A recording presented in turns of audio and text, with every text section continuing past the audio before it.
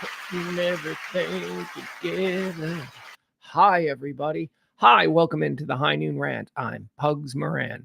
We do this every Monday through Friday, 12 p.m. Central Standard Time. Been doing it since 2021. What is this?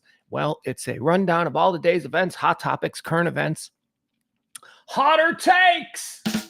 That's right. See, here's what I do. I make a list of all the things that are happening in the world, headlines, scandals, things people are talking about, whatever it is you need to know. And I create this list, and then today at noon every day, I go through the list. I just rant on it. It's a stream of consciousness rant too, which is an added treat for you, the listener, streamer, whatever we're calling you.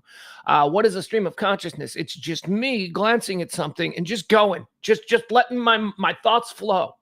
No interruptions, no stops, no commercials, no breaks, no songs, no, hey, Jan, how's traffic looking? We don't do any of that.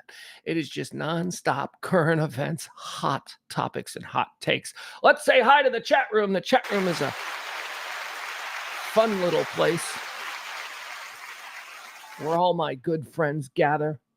Byron's here. Leslie's here. James is here. Hi, James. Mama B checking in. Hey. April is here. I saw Taronda earlier. Let me go back further. April, and got to make sure we give it. Oh, there we go.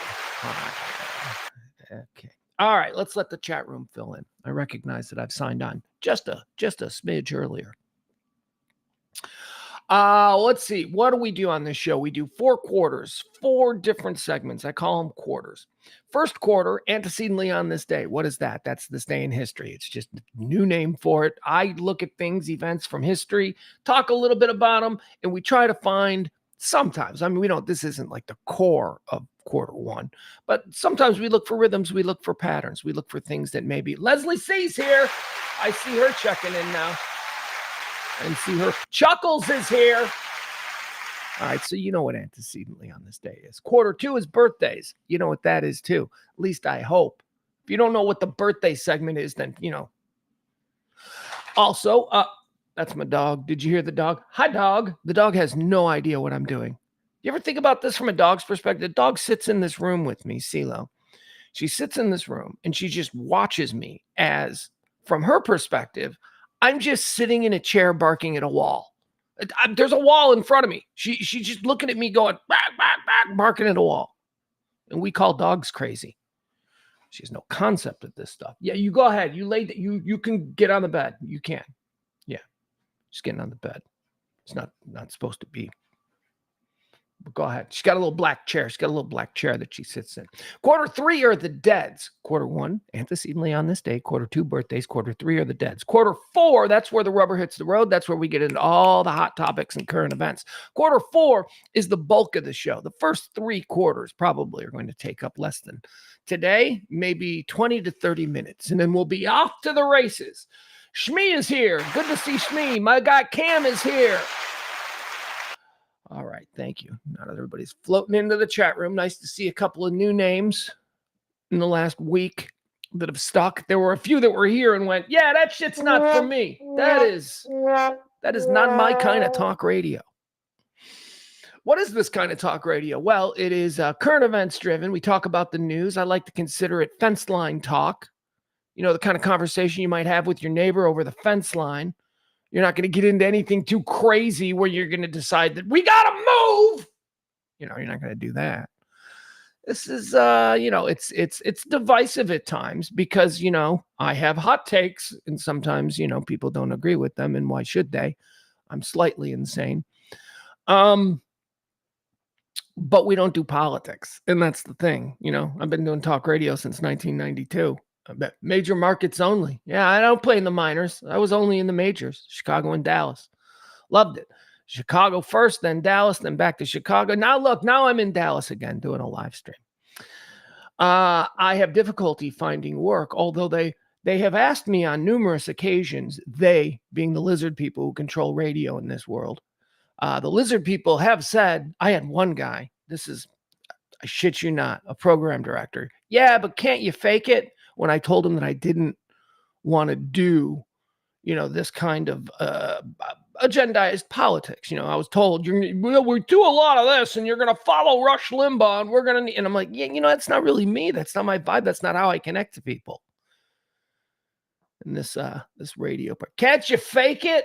I mean, I've heard different variants of that. I can't. This is what I do. So here we are, folks. So welcome in. Now, I've been putting this off because, I've been suffering a little bit. It's been a rough week. It's been a difficult week. Oh, but we got some good news. Hey, good news. Good news alert, everybody. Well, doesn't mean money. There's no money involved. But good news. I was invited back on WBAP. Huh? Remember last week I told you my week was shit? I got let go from WBAP. I do a weekly entertainment report on a friend show, Afternoon Drive here in Dallas. It was very fun. I enjoy doing it. Anything to work with James Parker. 3 to 6 on WBAP. And I was fired from that. I was told, you can't be here anymore because I was doing fill-in mornings on The Freak. And I was like, that's okay. That's okay. I'd rather pledge my allegiance to the mighty Freak. No, it'll take us down. Us, I say. Felt like a part of the family. And then that went away. And I'm like, in 72 hours, this sucks. So anyway, BAP said, you come back now. You've suffered your humiliation publicly enough, which I thought was nice. And I did a segment yesterday. On James Parker's show. Great show. Barney's here. I was wondering where Barney was. I was wondering where Al was. I was wondering where Jen was. I was wondering where Byron was. All right, my chat room is filling up now. All right, so now we'll just kick it off. It is Pledge Week. Between now and next Wednesday, this show needs to raise $325, which, that's not the most we've ever had to raise. We've done more. So I'm not completely bummed out about it, but I would appreciate the help if you want to get us across the finish line. You know what kills me about that number? Here's what kills me about that number. I went out to dinner a couple of weeks ago with a friend, with one of my rich friends. I got rich friends. I'm like their broke mascot. Go out to dinner with one of my rich friends. The bill was $325. The bill for one damn night at dinner with this dude. You're right. So why doesn't he? Why wouldn't he? Get us across? Because that's not how friendships work. That's not how. Besides, they're not listeners. They don't care. They're like, yeah, what are you doing? You're playing around on the stream? You having fun with that? You should get back into radio. Chop, chop, chop. Let's get another bottle of wine. And I'm like, holy shit, this freaking guy. Anyway, that's the number. So anything you can do to help the show get across that finish line and push us through to another month, that would be greatly appreciated. It is Pledge Week here on the show. All right. I hate pitching. I hate being the preacher, but got to get that out there if you're so inclined. All right, let's get started. It is the High Noon Rant with me, Pugs Moran. We've been doing this every day, Monday through Friday, since 2021. Today, however, is May 2nd. It is the 123rd day of the year. There are 243 more of these left, so get those New Year's Eve plans started. Let's get into quarter one. Quarter one, antecedently on this day. This is where we take a look back at all the events that have helped shape our understanding of this particular episode of May the 2nd. Let's start out. Antecedently on this day, in 1536, Anne Boleyn, the Queen of England, she's arrested and imprisoned on charges of adultery. She cheated on me, incest with a brother, and witchcraft. And she's magic. I don't know. He wanted, King Henry. He found a loophole, for being able to get married multiple times. If they were, criminals, that would work. So that's what he did. Anne Boleyn, she was brought up on these charges today in 1536. On this day in 1863, the American Civil War, Stonewall Jackson is wounded by friendly fire while returning to camp after reconnoitering. I like that word. That's not a word we use in this century. Reconnoitering. After reconnoitering during the Battle of Chancellorsville, he succumbs to pneumonia 8 days later. So, this is always like a big thing. Did his troop shoot him on purpose? Or was it an accident? I don't know. We're going to have to wait for the time machine to figure that one out. Antecedently on this day in 1986, Chernobyl, we talked about Chernobyl last week. It was the anniversary of the meltdown. Was it a meltdown? I don't even know what Chernobyl was. Remember, because I tried to watch the HBO miniseries on it that everybody was like, Pugs, Chernobyl is so good. You've got to see Chernobyl. It's so good. And then I started watching it and I was like, boring. And it starred a guy, Richard Harris, who I drank with. Yeah, I got drunk with Richard Harris. New Year's Eve, New Year's Day, 1997. Not Richard Harris. What's his name? Jared Harris. There you go. Richard Harris was his dad. Jared Harris, when I drank with him, he wasn't even famous yet. But his dad was, and I thought that was cool, and that's why I still call him Richard Harris, although he's not Richard Harris. He's Jared Harris. Chernobyl. So it was on this day that the city of Chernobyl evacuated the city. They're like, hey, maybe you guys should get out of here. 6 days later. Like 6 days later, these people had to sit in that soup. That soup of radio. I don't know anything about it. I just know that's probably not good. And they waited 6 days to evacuate the city. On this day, antecedently in the year 2000, President Bill Clinton announces the accurate GPS access. Oh, he announces that. Clinton made it okay for GPS devices. It had been a strictly military thing in the United States where only military were allowed to legally use and utilize satellite GPS global positioning. And it was on this day in 2000 that maybe he took, what did he get, big campaign donation from the German people. Remember Germans? GPS became legal on this day in 2000 for all of us. Was that then what was MapQuest? Remember how bad MapQuest was? I mean, look, MapQuest, it got you in the general direction, but then MapQuest did stupid shit. I don't know. Moving on. Let's see. Antecedently on this day in the year 2011, Osama bin Laden, the suspected mastermind behind the September 11th attacks, and the FBI's number one most wanted, is killed by the United States Special Forces in Abbottabad, Pakistan. That's right. Today's the day we got him. That was awesome. That was awesome. Unless you're crazy and you hate Obama. I mean, I'm not saying you're like if you hate Obama for crazy reasons. Like there are legitimate reasons that people don't support or like Obama, right? That's fine. But back then it was like, I hate that guy. This was a pretty great moment. He got to do it. He got to make the announcement. He didn't do it. I'm not saying that, although come on, Trump, if Trump was involved, he'd be like, yeah, I did it. I got him. But whatever. We'll just, Obama made that long walk, came down, and he's like, we got him. That was cool. That was cool. You had to feel good about that as an American, unless you're broken and one of those crazy people on the 15% of the right that just aren't reasonable, or one of those crazy people on the 15% of the left who aren't reasonable. All right.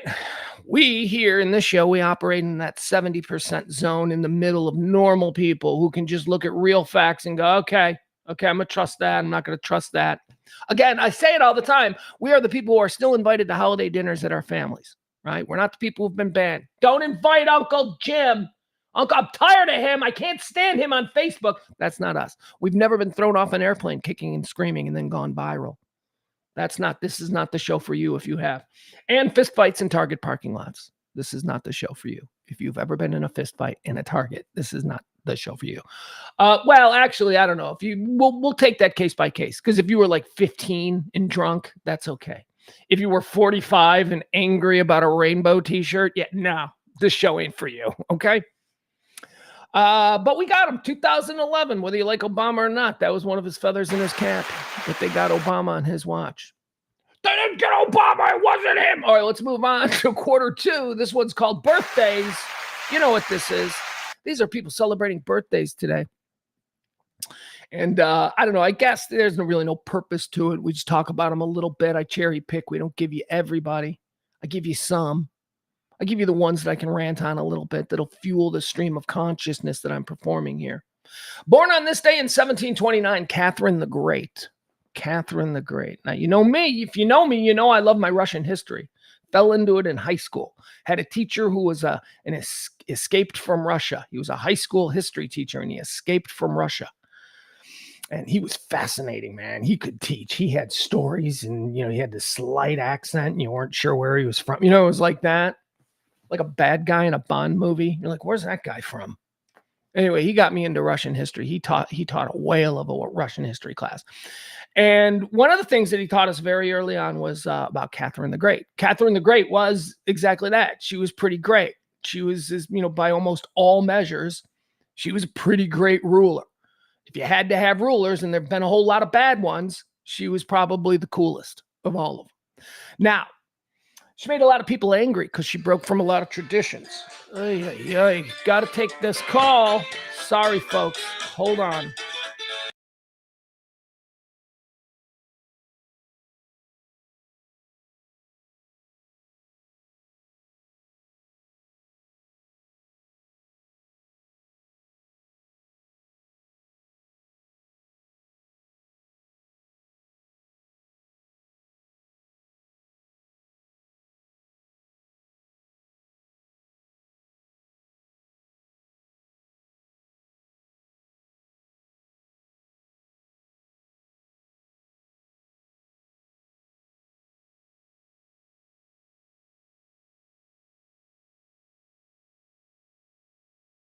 Calls with people. What's going on with the TV, by the way? There we go. Now it's back. All right. Barney says, I think Tiffany Gomez would love this show. She's the one that doesn't see people or whatever. Remember the crazy? She got kicked off this airplane. I don't think this show is for her. I think that in the prerequisites for this show, we explicitly say, if you've been kicked off an airplane, kicking and screaming about people who are there who aren't there, the show is not for you. Hey, Peter. Peter's in here now. Good to see Peter. Shmi says, I remember when Saddam was found in his spider hole, and I remember when bin Laden was killed. Yeah, me too. What did they do with Hussein? Didn't they hang him like right quick? Like they executed him real quick. And then was it Hussein or Osama who they just like tossed his body in the ocean? Like that's how we do it. We don't want him turning into a martyr. You know that thing? Yeah, I don't know. Whatever. All right, moving on. Catherine the Great is who we were talking about. Catherine the Great, she was born on this day, 1729. The great myth about Catherine the Great is that she died while having sex with a horse. That was a myth, and I've explained this before. That is not true. She died of stroke while writing letters at her desk, but she was a polarizing figure in Europe because she was kind of a different monarch. And the other royal families, many of whom were like her cousins and all that, they didn't really love her. So they encouraged kind of myth building on how she went out. The original story about her dying having sex with a horse was in the French and the Russians, if you know anything about your history, they didn't really like each other. It was in a French satirical magazine. The French have a long tradition of news, The Onion. In America, we have The Onion. Okay, we've had The Onion since like the year 2000, right?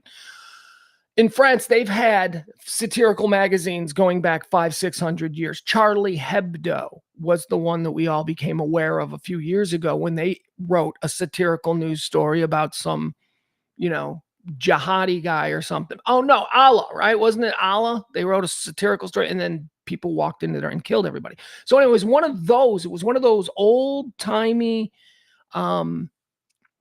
satirical magazines, satirical news magazines that first wrote the story that she had died while having sex with a horse. And because that's a better story than an old lady dying of a stroke at her desk while writing letters to her cousin Gustav, the King of Sweden, about why he wouldn't let his grandson marry her granddaughter. That's what she was doing.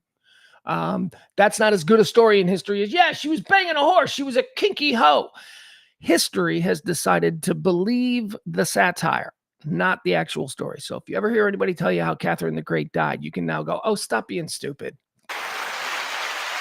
Born on this day in 1936, Engelbert Humperdinck. Engelbert Humperdinck. I mentioned him because he's another guy that's funny because you hear a lot of people go, that's the worst name ever. He wasn't born Engelbert Humperdinck. No, that's a stage name. And all these people, it's the worst name ever. Well, it served him well. It allowed him to stand out. Engelbert Humperdinck is a real person. I think he was like a Dutch philosopher or something. But Engelbert Humperdinck, the one we know, the singer dude, he was born Arnold Dorsey. Arnold Dorsey wasn't fancy enough of a name, so they changed it to Engelbert Humperdinck. Born on this day in 1936. Born on this day in 1950, how about Lou Gramm? Lou Gramm. Wasn't he in Foreigner? I think Lou Gramm was in Foreigner. But also, when Foreigner was riding its heights, and what did Foreigner do? Foreigner's standing in the rain in a heavy downpour. Is Lou Gramm and Foreigner? I need to make sure Lou Gramm's from Foreigner and not another one of those generic 80s rock bands that I love so much at 12. He's in the Rock and Roll Hall of Fame. Foreigner, there we go. I've been waiting. Yeah, waiting. Is that him? I think that might be him. He also had a solo hit. Remember that song, Midnight Blue? You had that. I'm wasting time. I don't even know how that song goes. Lou Gramm celebrating a birthday today. Rock and Roll Hall of Famer. Born on this day in 1950. Born on this day in 1972. How about Dwayne The Rock Johnson? Dwayne The Rock Johnson. He's being a dick. He's being a dick to Ryan Reynolds. Yeah, Ryan Reynolds and Dwayne The Rock Johnson apparently got a movie going on, and they beefing. And apparently the beef is about Rock being too busy to show up on time. And that really bothers a stone cold professional like the Goslinger. Gosling's like a Mr. Actor guy. He shows up. Rock, he's showing up late. He's being all Hollywood. Now, the latest is that they've patched things up and that Ryan Reynolds, not Gosling. Yeah, I get those guys confused. It's Reynolds. Ryan Reynolds is the one that's beefing with Rock. Anyway, we're moving on because now all the Ryans, the Hollywood clone factory is just all coming together. I have no clue what that's about.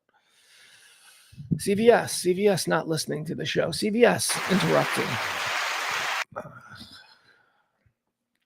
Born on this day in 1978, Pakistani American actor. I should make that distinction because he's an American, but I think it's important that he's Pakistani.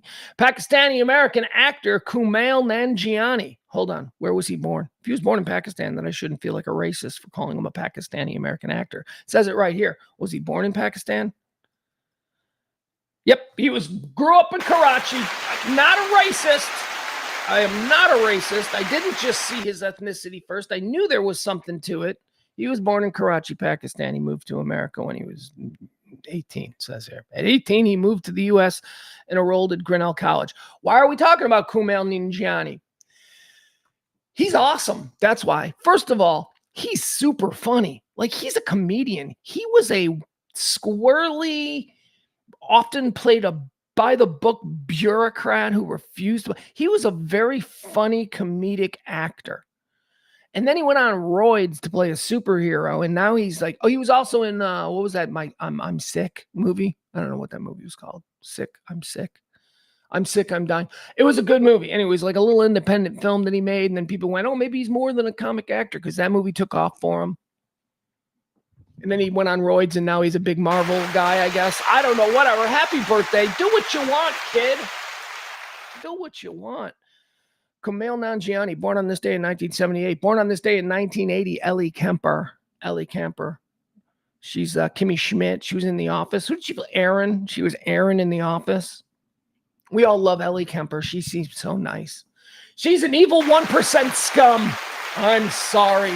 Evil 1%er scum, Ellie Kemper. Ever heard of the Kemper Arena? Her family owns Missouri. Her family is like the first family of Missouri. Her great uncle Jezebediah Kemper, he founded Missouri. Don't quote me on that, but look it up if you got time to kill. Maybe it's true. Anyway, her family big Missouri money. Ellie Kemper, but she's adorable. She's an actress though, so she's nuts. She's just so hard to handle. And I think the image, the brand that she has created as Ellie Kemper, as so sweet. She seems like she comes from a Kansas farm town, right? Not that she's part of the family that destroyed that farm town during the Great Depression or whatever. I don't know my history very well, but Ellie Kemper comes from a very wealthy and powerful family in Missouri. Here's the thing about Ellie Kemper. When Ellie Kemper went out to Hollywood to try and make it, when she said, Mom, Dad, I want to roll the dice, buy me a bus ticket. She didn't. She probably flew private on her family's private jet. She didn't have to wait tables. I am positive of it, although not positive. Maybe she comes from a weird family that was like, yeah, cut off, and she did it on her own. But I don't think so. She was a debutante. She was like Miss St. Louis debutante. She was like, ugh, all the gross stuff. And then when we see her on screen, we're like, oh, I love her. Oh, Ellie Kemper is so great. And that is the problem with actresses. They're nuts. They don't know who they are. They're multiple things at once. They're so complicated. Yes, I've dated actresses, and it's just been frustrating. I went to a college where that was pretty much all you had to date, girls that wanted to be actresses. Born on this day in 1987, Pat McAfee. Ladies and gentlemen, Pat McAfee for the brand. I love that dude. That guy is great. All my friends who are like my age are like, I don't get this guy. I don't understand. I'm like, what don't you get? He's really cool. He's super nice. He's not trying to be a shock jock and be a dick. He's funny. He's hanging out with his friends all day, and they're talking about sports. What's not to get? I don't like this new thing. That's new. Pat McAfee ruined College Game Day. Well, the people who produce College Game Day don't feel that way. So, sorry that's your feeling, old guy. Got a lot of friends in sports radio.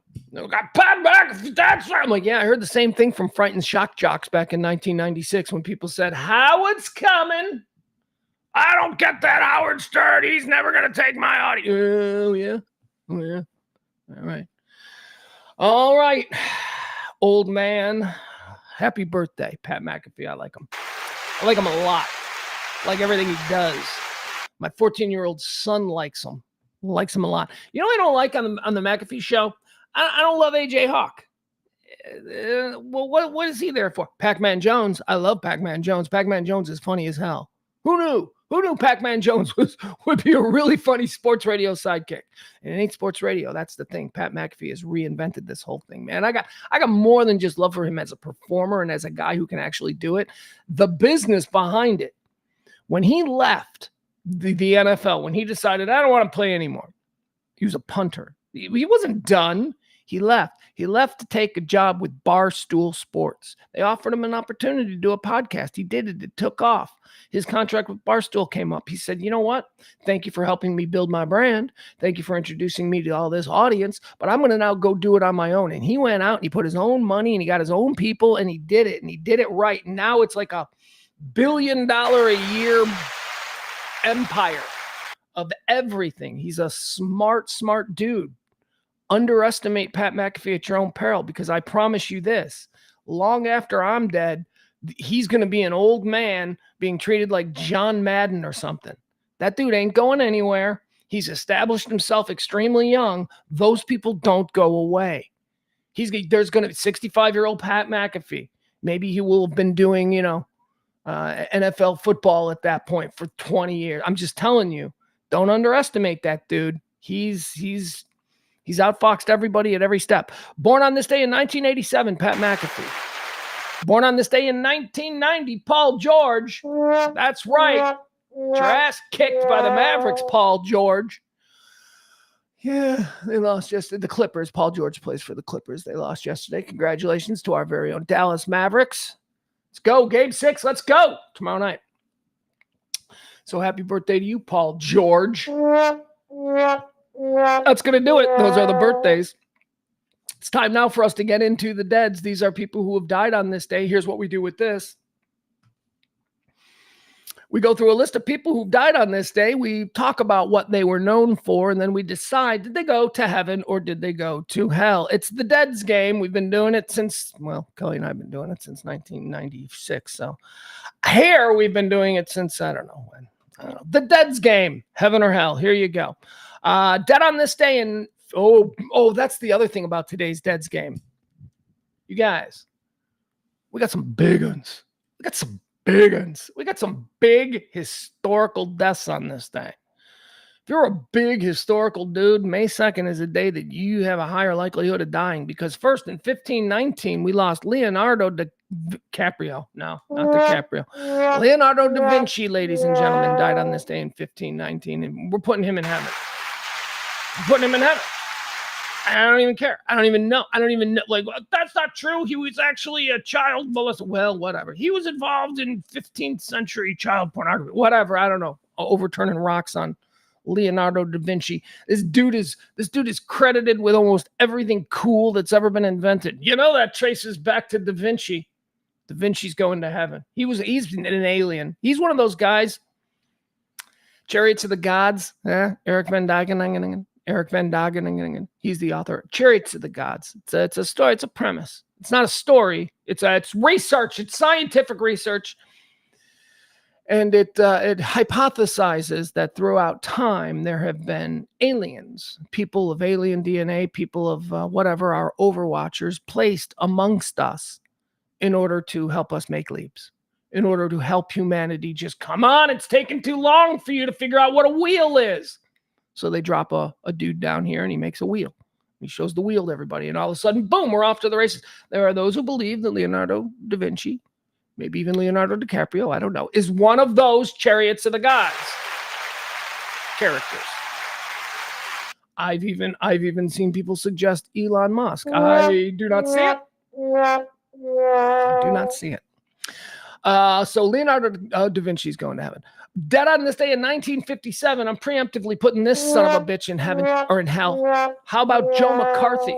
Joe McCarthy, the Wisconsin senator who started the whole Hollywood blacklist he was getting ignored. He was like, no one pays attention to me. And he was crazy too. He had brain tumors. We found that out. He died of, it was brain cancer that killed him. But he did the whole blacklist. He realized he was like the first guy. He invented Fox News like before Fox News did. He was the first guy that realized that if you could gin people up about something that's not true, but sounds like it could be, you as a politician could gain some mileage out of it. And that's what Joe McCarthy did. The House Un-American committees were Joe McCarthy's baby, and he was a piece of garbage. He ruined a lot of people's lives needlessly because he felt he wasn't getting the attention that he deserved. Joe McCarthy can rot in hell. Dead on this day in 1972. I'm also going to preemptively put this monster of a man in. This guy, unfortunately, since his death, has had a lot of stones overturned. We do know a lot more about the evilness of J. Edgar Hoover. Dead on this day in 1972, going to hell with Joe McCarthy. Jesus, that guy didn't know the first thing about the Constitution of the United States of America, nor did he seem to care. J. Edgar Hoover just did what he wanted for about 50 years. What he wanted. What he want. I don't know why I said it like that. Dead on this day in 2011, another guy I'm going to preemptively put in heaven with Joe McCarthy and J. Edgar Hoover, but it does show the magnitude of how evil people can be. Yes, I do consider Joe McCarthy and J. Edgar Hoover evil, but these guys are just going to be mere grunts in hell. Osama bin Laden is also dead today. Look at that. Those are the people that I've got listed dead today. Leonardo da Vinci, Joe McCarthy, J. Edgar Hoover, and Osama bin Laden. Holy cow, what a day, what a day. All right, that's going to do it, folks. First 3 quarters are over and in the books. Now we're going to get into all of the things that are happening today. Okay, but first, I need to remind you, we are in Pledge Week. Please, if you can, help out the show. We need to raise $335 by what is the date? The 8th. It's next Wednesday. That's the last day. By next Wednesday, help us get as close as we can. Let's hope we can get across the finish line as we have every single month since we started this show almost 3 years ago. It is you people who support this kind of talk radio, nobody else. And when you people don't want to support it anymore, then it seems like the growth problems we've been having and all of that are probably trying to tell me something. So if you like the show, help us out. Now is the time. It is in the desperate days. All right, let's get into all the things that are happening last night. But first, I have to, not last night. Let's talk about what's happening today. But one of these things severely affected my last night. I am way messed up today.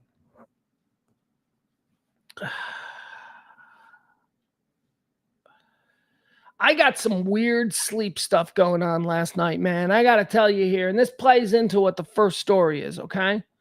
First story is, of course, college campuses. Let's talk about all of this. Let's talk about UCLA. Let's talk about UCLA versus Columbia. Let's talk about what we saw yesterday at UTD. Let's talk about what we're seeing right now happening at UT Arlington. First, let's talk about how I took all of this information in that I'm about to splurt to you. Okay. So last night, it looked like there was some stuff happening on UCLA's campus. We started watching it live, raw footage at about 9 o'clock at night. By 10:30, I had walked the dog and taken my melatonin gummies. So I was starting to drift. By 11 o'clock, I was asleep. I was asleep with the TV on, the TV you see behind you. The TV was on CNN, which was doing live coverage of UCLA, showing raw footage and commenting over it. And then I had a laptop on next to me that was showing raw Reuters footage from UCLA. Fell asleep at like 11 o'clock, but it was that bad sleep where you're sleeping, but you're listening, and your dreams or your thoughts are being influenced by what you're hearing, and you're not really into the REM cycle, but you're sleeping, right? So then around, what was this? About 3:15 in the morning, after falling asleep with the TV on and all that at 11 o'clock, about 3:15 in the morning, I woke up. And I woke up because it was almost like I was tuned to what I was listening for. I woke up because something was happening. All of a sudden, after hours and hours of police on the campus of UCLA encircling this encampment, something started to happen. So I woke up. I got up. I'm watching it. There are smoke bombs and all of this stuff. Now the dog needs to go out. So I take the dog out for a quick walk. I come back in. It's now like 3:40. I'm awake, even though I went to bed at 11. I'm awake. And I'm watching the police slowly start to mobilize, right? This took forever. I'll tell you, long story short, I finally fell back asleep at 6 a.m. this morning. 6 a.m. this morning, I fell back asleep and I woke up at like 10 o'clock. So I feel like I might be able to legally say to you all that I woke up earlier than every single one of you, and I slept later than every single one of you, all in the same day. Now, what did I watch last night? What I watched was the situation. We'll talk about UTD and stuff as well. But what I watched last night was the situation at UCLA. Now, the night before, here's why all the cameras were trained on UCLA, because they smelled blood in the water. Oh, something bad's going to happen. Let's get the cameras out there to UCLA. Forget about Columbia. It's like that almost didn't have anything yesterday, and it did. They just didn't cover it, so we weren't aware of it, so it didn't seem like it was a story. It's only a story when they tell us, this is a story, and get us all excited about it. So UCLA was the story last night that was chosen. And meanwhile, there are things going on all over the country. Again, Madison, Moran, Tulane, we talked about, or we mentioned UTD. So anyway, the cameras are really hyper-focused on UCLA because of what happened last night. Now, what happened last night was a whole bunch of pro-Palestinian protesters had built this giant encampment in the middle of the quad there at UCLA in sunny Westwood, California. Something I learned, I always thought UCLA was in a shitty neighborhood. But it turns out that's USC only. Like USC is in a shitty neighborhood. USC is in a bad neighborhood. UCLA is in like a great neighborhood. UCLA is right next to the neighborhood where OJ killed Nicole. It's like really nice there. It also dawned on me, which I thought was interesting last night, because they were doing this discussion about college campuses around America and how there's no safe place on a college campus. And I'm sitting there in bed and I'm starting to clutch my pearls. And I'm like, oh my God. He said that there is no college campus that doesn't have some kind of disruption. And I'm like, oh my God, could you imagine living on a college campus? And then it dawned on me, I live on the campus of SMU. What are they talking about? There's nothing here at SMU. So, they're ginning us up. I'm like, what? This person on news just said every college campus in America is in turmoil. And I'm like, and I look out my window and I'm like, no, just a couple of co-eds walking their dogs. So, let's not get into the hype. But let's specifically talk about what happened at UCLA. So last night, 2 nights ago, there was violence at UCLA. The protesters, the pro-Palestinian protesters who had built an encampment in the quad at UCLA, there was violence there. Now, for a couple of nights, they had been surrounded, or the perimeter had been, held down by a combination of Southern California law enforcement agencies. You had campus police, then you had California Highway Patrol, CHIPS, and then underneath CHIPS came LA County, and then under LA County was Los Angeles Police Department. So you had all of these different waves of police organizations ready to pounce. Nothing was happening. They were creating this encampment that looked like shit. It looked like, a homeless village underneath a viaduct somewhere. But that's what they were doing. And there was no problems. And then 2 nights ago, a counter-protest group showed up on the scene in the middle of the night. In the middle of the night. This is why it happened at like 4 a.m. our time on Tuesday. So this was these were pro-Israeli activists. They showed up in the middle of the night and they barged into the encampment and fights started. That is the violence. That's all the violence that we have seen at UCLA. And I'm specifically talking about UCLA because what I'm seeing now is this conflation of all these campuses being the same. They're not. What happened at Columbia was not nonviolent. What happened at Columbia was they took over a building and started vandalizing a building on campus. Now, that was a specific act specific to Columbia and Hamilton Hall, because Hamilton Hall had long been a site of protests and takeovers in the past. So that was it. The police went into Columbia. They swept it out because these people took over a building and you just can't do that. They broke into a building. People couldn't go there. That was the act of violence. That was the thing. On UCLA's campus, there was no violence. The police for days were just sitting there watching, going, everything's fine, everything's fine. There was no violence. It was an inconvenience, and we'll talk about that in a minute. But there was no violence on UCLA until the counter-protesters came in with the express consent or decision or intent, I should say, of creating violence so that it would look bad, so that people would get, this is what happened. This is what happened at UCLA. Those students were not violent. And I can tell you, I watched it last night for 6 hours. Now, you know me. I've been pretty clear on this. I don't get these pro-Palestinian protests that are happening here. I remember October 7th. I know what happened. I know the Palestinian people. I know that they have voted to support Hamas, a terror organization, time and time again. But that doesn't mean that I think that they should be carpet bombed into oblivion. I do think that there are some aspects of genocide occurring right now. And then I do think that people who are saying, hey, wait a second, Israel, I think they're right. I think they're right. There does also appear to be, and I mentioned this, on 75 every Friday, you can drive up 75, and right there about North Park, there's going to be a band of pro-Palestinian people hanging flags and all that. I mentioned that I'm looking in these crowds for Hamas insignias. The Hamas flag and the Hamas insignia is much different than the Palestinian flag. The Palestinian flag is that green, red, and white thing, and there's a red triangle in it, I believe. I think there might be a little insignia somewhere in that triangle. That is the flag of Palestine, the people of Palestine. That is a recognized nation, group of people, whatever. I'm not sure, but that's a thing. The Hamas flag is the green one with the squiggly white letters in the middle. That's what you're looking for. You're looking for people in these crowds. And I saw them at Columbia, and I pointed them out. There was one dude on the night that the police went in there that was running around in front of the CNN reporter who was wearing a black jacket with a green shirt underneath it with the white squiggly lines. Now, it's their language. I don't know what it says. I can't read it. I have to assume that is the same thing that's written on the Hamas flag. Maybe I'm wrong. Maybe it's like, no, it's a parody t-shirt. I'm like, okay, well, you're just inciting people then, because people don't read that language. Americans can't tell. So that's been my concern about this whole thing, is that there really does seem to be a pro-terrorism, anti-American vibe to this. Not all. UCLA, I watched last night. Remember, I watched for hours and hours last night, raw footage, Reuters on the ground, AP on the ground, CNN reporters on the perimeter. I was looking at people, and I noticed something at UCLA. I didn't see any of the Hamas stuff. I didn't see anything that even slightly resembled it.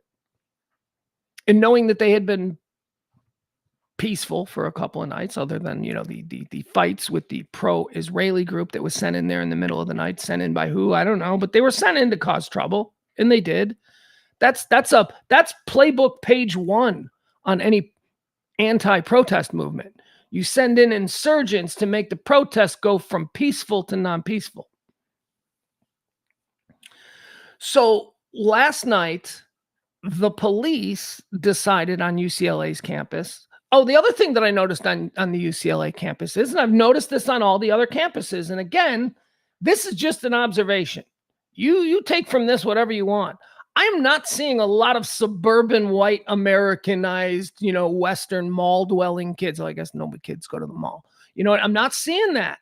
I'm not seeing that. I am seeing a lot of these students are Palestinian. They're from the Middle East, which is why this I may have had this wrong. I was like, these are just college kids looking for a place to party. Hey, I got 3 numbers last night. That protest was awesome. I thought that was it. But now the more and more that I see these American college students, and they are, but they're all of they're not Euro-Caucasian descent, is my point. This is a far more serious issue for them than I think maybe I had given them credit for. I don't give college kids credit for much, especially when it comes to the protest thing, because I always think that they're just trying to get numbers, meet girls, feel important, feel a place in the world. But these look to be all Americans of, Middle Eastern descent. A lot of black people. Saw a lot of black people. But yeah, no, this is not so, when we think about what was being said in the beginning, a lot of the lament was these are just pampered white rich college kids. I'm like, I don't think so. I'm not really seeing that. Did you see the video from UT Dallas and Richardson yesterday? There's all kinds of video. I didn't see any normal Texas, not normal. See, you can't say things like normal. See, and I get it, and I shouldn't, but I have a limited vocabulary, and this is a stream of consciousness. But I didn't see any white Texas, Plano, Hale Balin kids out there. I saw a lot of ethnically Middle Eastern. What am I supposed to call people who aren't white? Brown people? That doesn't seem like, I guess, okay, whatever. People of color. So it was people of color. So I started to think last night, is this more than just what I thought it was just a bunch of dumb college kids? Maybe. I don't know. But last night, after hours and hours and hours, just to prove the point that these people who had built the encampment there at UCLA, after hours and hours and hours, and police, building up their ranks, thousands and thousands of protesters showed up last night in UCLA. And are just hundreds versus hundreds and hundreds of cops. Everybody was watching me. It's 3:30 in the morning now. I'm watching this because I'm expecting Kent State Part 2. And then finally the police move in and they start disassembling the barricades that were blocking off the quad at UCLA. And they started quietly, one after another, arresting people. There was no violence. There was no nothing. It is a peaceful protest. And they do deserve to be arrested. And the police, I guess what I'm saying is, I look at that. What is a protest? Let's talk about this first of all. What is a protest? A protest is an act of civil disobedience. It is an act of a group of people saying that we don't agree with this legislative decision, this governmental policy, whatever. It's a way of speaking truth to power. It is a way for the little man to be able to speak to in a larger voice, a collective voice, to a power that they wouldn't typically have access to. So that is what a protest is. It's what a protest is. Okay, we can't deny that. So what happens? I spoke to the civil disobedience aspect of a protest because that's very important. What is the civil disobedience of most protests that we see? Inconvenience. It's inconvenience. They're going to inconvenience you. They're going to occupy a space that is typically used for something else, and they will disrupt the common flow of a civilized society. That is what a protest does. Now, protesting is completely legal, and understanding that that's the goal of a protest, it's hard to sort of fathom the idea that it's also completely illegal to disrupt the flow of civilized society. That's called disorderly conduct. So really what protesting is loitering. We say you can do it, but you really can't, because if the police decide that, you need to go, they're going to come in and they're going to sweep you out. UTD, we saw far more far more violent interaction between cops and kids, but I simply believe that it was because of the tone and tenor of the cops who showed up at UTD and started just kicking over tables and tearing shit down. And I guess you can say, well, that's why I'm proud to be a Texan. We don't take bullshit. It's like, okay, well, you also aren't thoughtful. You also aren't really thinking that these people are also American citizens. There are a bunch of these people now who I fear will be infiltrated by even worse groups than professional activists, which I think have absolutely taken over this movement. I think it started out organically with different Palestinian groups on college campuses, but I believe that there's money in them, their protests, and I think that there are big people involved, and I'm afraid of what's going to happen because I don't think it's going to end today. I don't think it's not over because they tore it down at UCLA. It's going to pop up somewhere else right now as we speak. University of Texas, Arlington. They've announced, do I have this? There is a growing group of people at the University of Texas, Arlington right now as we speak. And this is in reaction to what happened at UTD, the University of Texas, Dallas yesterday. So that group was shut down and their protest was stopped. So now Arlington is going to do it. At what point does it get violent?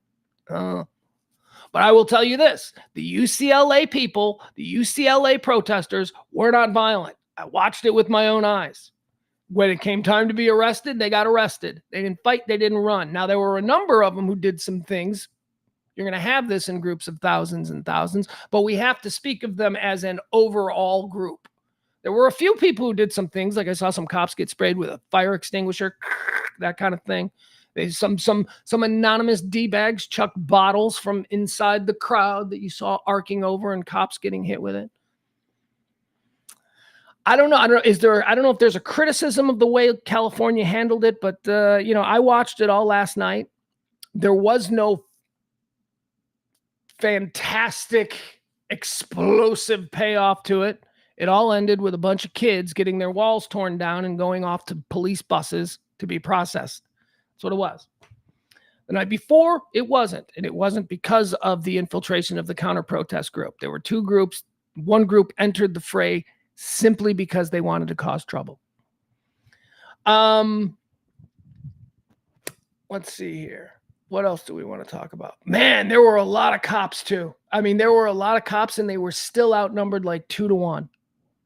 Bill Folk says a lot of people dressing up like Hezbollah are outside agitators and undercover cops looking to stir things up and start a riot. All right, Bill, here's what I'm going to say. I don't know what the hell you're talking about, undercover cops looking to stir shit up. I don't know what that's about. But Bill makes a very good point. Everybody, I mean, look, how do I say it and still try to be respectful and, honest about who I am as a person and how I think? But, man, I would say a good 80% of the people in the crowd that are protesting are dressed in some kind of uniform that looks exactly like the uniform of ISIS trainers in the desert. What is this cosplay that's going on? I mean, honestly, are there that many women in burqas? I mean, that's the other thing. You can't really, I said, it doesn't look like white people. There's a bunch of white girls are wearing, not burqas, but the traditional scarves and all that. Burqas are different. Burqas are full head to tail. James says, I love the fact that cops were pulling off their masks so mom and dad could see their kids on camera. James, that's a good point too. I said yesterday, I don't understand what's going on with these masks. Are these kids just, COVID fetishists who are still wearing the masks? I told you, man, I wore the mask. I did the thing. I did whatever you want. I don't care. Hey, you guys know better than me. I was doing keg stands in college when you guys were learning about microbiology. So I'm gonna listen to you on this. I wore the masks, but not in a while. I don't know why people are still wearing them. And if it's not because they're COVID, if it is simply because they are trying to hide their face, well, that's cowardly. That's pretty cowardly. And you'd expect nothing else from someone who's nonviolent. They're nonviolent and they want to hide their face. They're not entirely misguided, though. Their demands are misguided. Their demands are absurd. There is no way. Every single one of their demands on these campuses, which is total divestment from Israel, which is never going to happen. These major college institutes, you know what that would take? Just stop it.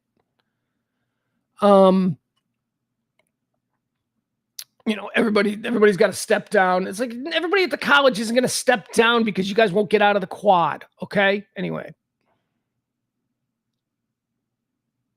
heart's in the right place if it's authentic. And as I said, if these really are, if like we're looking at a whole bunch of Americans who came here who are, and ethnically Middle Eastern, and maybe they have, look, the way I have ties to Ireland, I've been here, I'm third generation. I'm still, if something was going on in Ireland, I'd probably be out there. Well, when isn't something going on in Ireland? Actually, that's not true. My Ireland, the Republic of Ireland, is pretty good. There ain't really been a problem there in decades. We're good there. But, like if something crazy was happening, I could see myself going out there. And that's why I wonder, these kids, are they authentic? At least I'm seeing a whole bunch of people dressed like terrorists. I don't know how else to say it. What is a terrorist dressed like? In a garb that I'm not used to seeing, that the only other times I've seen have been when they're cutting off a reporter's head or, shooting up a mall or something. That's what I'm saying. You got a problem with that? Please walk me through it. I'm happy to learn. Teach me something, oh genius.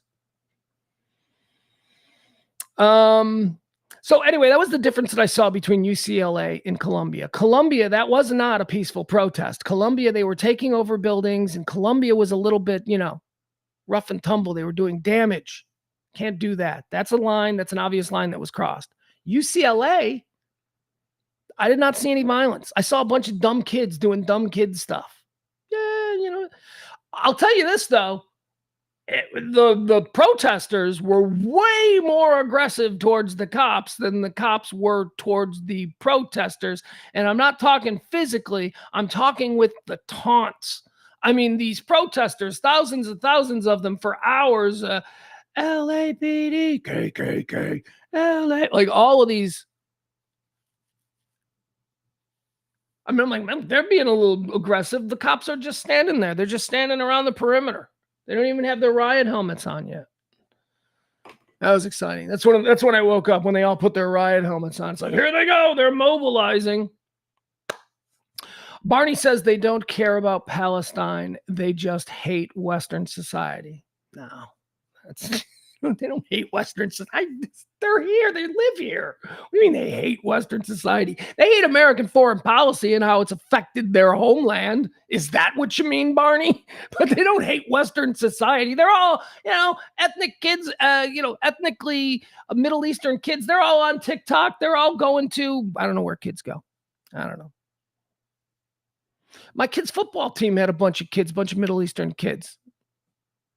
I would like to ask what part of the Middle East they're from, but, apparently you can't ask those questions because that makes you a racist and not just a curious, friendly guy. Because that's the world we live in. Those kids, my kids' football teammates, they're totally normal. They don't hate Western society. I think it's a big issue if you're Palestinian or. Look, they might hate Israel. I'll give you that. You know what I'll give you on this, Barney? I will give you that a lot of those kids who are ethnically, Middle Eastern, Lebanese, whatever, so dismissive.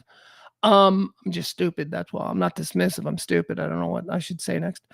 A lot of these kids probably absolutely hate Israel, probably raised in a house where they hate Israel for whatever reason. I don't know. I can completely understand that. I was raised in a house by an old man who hated the English. My grandpa hated the English. Everything about him was son of a bitch. I mean, so I understand how these kids could be raised to hate Israel. Actually, that's a hard one, because do they hate Israel? Do they not want the existence of Israel? Are they like fully into From the River to the Sea, which, is the sea to the Jordan River, which they think should all be Palestine, but it just so happens that that's Israel. So from river to the sea, which ironically, is just as, that is what Israel is. Israel is from the river to the sea, except for the little carve out there for the Gaza Strip at the sea part. So, I mean, Israel could chant from the river to the sea right back to the Palestinians. The Palestinians, when they say it, they mean let's take back our land. That's Israel. Let's take it all back, not just little parts. Let's take everything from the river to the sea. And Israelis are like, how dare you? But the reality is that the Israelis have taken the river to the sea. So what are you doing? How dare you? Shrieking violet. You can hate Israeli foreign policy. See, here's where I come down on this. I do not agree with the current state of Israeli policy as it pertains to the Palestinian people. Do not agree with it. I think it's too much. I think you need to stop now. I think you need to start negotiating, which, is going to be difficult because they're gearing up for a ground invasion in Rafah, right, which is southern Gaza. They haven't put boots on the ground there yet, but they're going to go in. Meanwhile, you got Blinken, our Secretary of State. He's over there trying to hammer out a deal with the Egyptians. It's going to be a trade for trade. You'll get some hostages. They got to give up some people. In Israel, they can't even bother to show up. They're working through us. They're going to hear about it from us. They're working on this ground invasion. They are just dialed in. And I think it's a little much given what's happened over the course of the last few months. The humanitarian disaster notwithstanding, there have been just military decisions that have been, really vicious. Innocent people, hospitals, schools. We've been seeing this. We don't even hear about it anymore because we tune it out because we expect the Israelis to just blow up another high school in Gaza every day. So you can hate that policy, but at the same time, I think Israel has a right to exist. I'm one of those two-state solution guys. Call me crazy. I just think these people need to fucking just live together next door to each other. Hey, if Illinois and Indiana can do it, there is no reason that you people can't. Biden spoke to the issue today. Here's another big story that's trending. Biden came out this morning, 10 o'clock hour. He was supposed to be at 9:45. I'm like, okay, I'm waiting for him at 9:45. And it's 10 o'clock and he's not there. I'm like, what's Grandpa doing? So Grandpa President comes out and, he spoke for about 3 minutes or so. I could show it to you, but why? It wasn't a terrible speech. It wasn't terrible, but it wasn't. I thought that Biden should come out and talk in prime time from the Oval Office about this before this gets completely out of hand. I don't understand why he wouldn't want to do that, considering he's running for re-election, and this looks really bad for him. So he didn't give me that. He didn't give me the Oval Office primetime address to the nation about campus unrest. He didn't give us that. He gave us like a 10 o'clock rush standing at the podium. It's bad. First Amendment good. This whole thing. I don't know anything changed.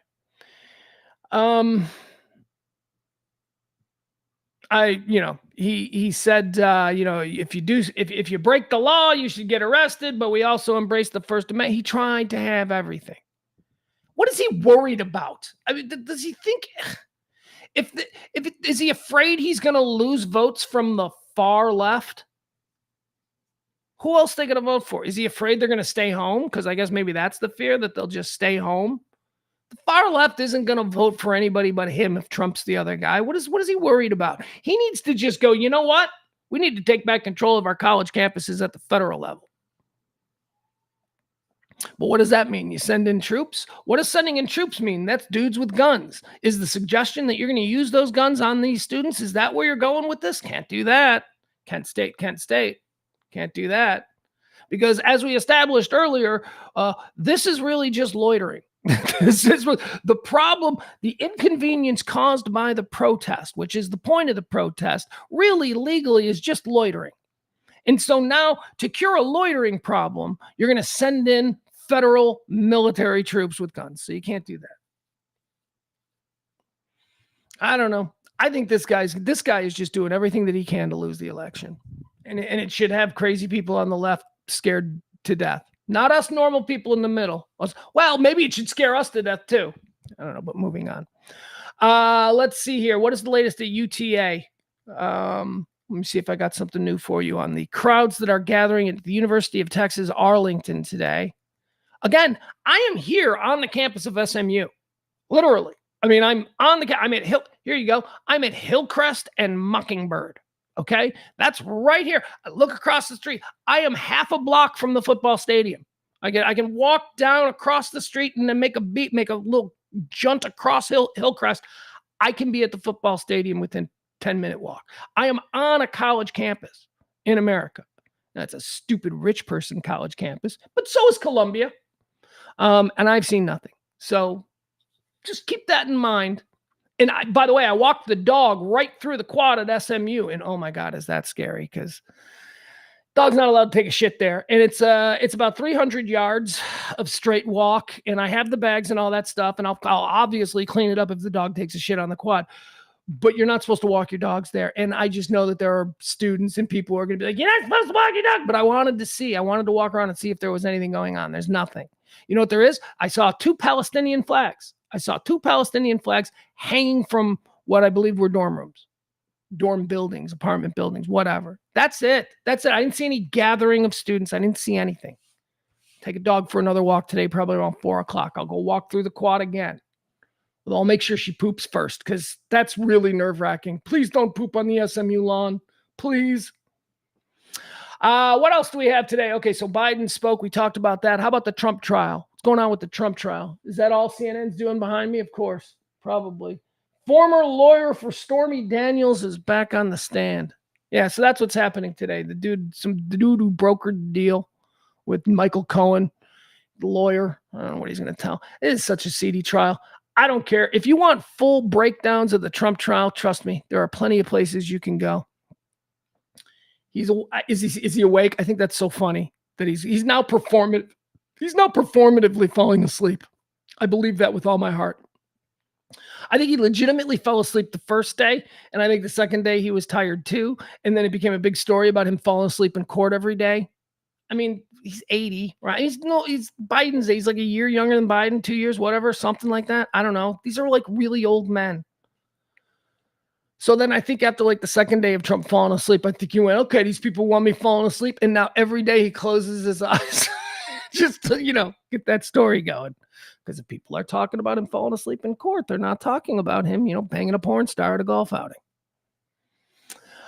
Israel, let's see here. So we mentioned this. Top U.S. diplomat Anthony Blinken, he's our Secretary of State, don't you know? He has urged Hamas to accept a Gaza truce plan, despite an Israeli warning that the army will keep fighting the Palestinian militant group after any ceasefire. All right, let me read that again. Anthony Blinken has urged Hamas to accept a Gaza truce plan, despite an Israeli warning that the army will keep fighting the Palestinian militant group after the ceasefire. Okay, so let's break that down. Anthony Blinken, the Secretary of State, has brought a peace deal to Hamas in which it says, Hamas, this is a peace deal. You have to stop fighting. And then also, but Israel won't. That pretty much sounds like Israeli foreign policy. Yes, we will sign peace deal. I don't even know if that's kind of a Netanyahu. Netanyahu's got kind of a Russian thing. I don't know what that Israeli accent is. They're going to sign. Sure, they're willing to do the peace deal, but we're going to still fight. You're not, but we are. This is the part where we just fight and you stop. I don't know. It doesn't make any sense. I don't have much hope for it. Has to do with the exchange of like 22 hostages taken on October 7th by Hamas in exchange for 12 Palestinian terrorists that are in Israeli. Oh man. All right, moving on. What else do we have here? Is this the story about Iran? Yeah, this is a story out of Iran. Check this out. So all these Palestinian student protesters, these protesters on American campuses. So if you get kicked out of your college, if you're a college, and this is something that a number of universities have said that they're going to do, they're going to start suspending and expelling students who are, engaging in illegal protests on campus. So don't worry if you get kicked out of Columbia in New York. Don't worry if you get kicked out of UCLA or University of Wisconsin in Madtown, whatever. Don't you worry. There is a university in Iran that is going to give you a full ride scholarship. That's right. Oh, man. Thursday night college night at the bars isn't going to be the same thing for you. No, way different in Madison, Wisconsin than it's going to be in, where is this?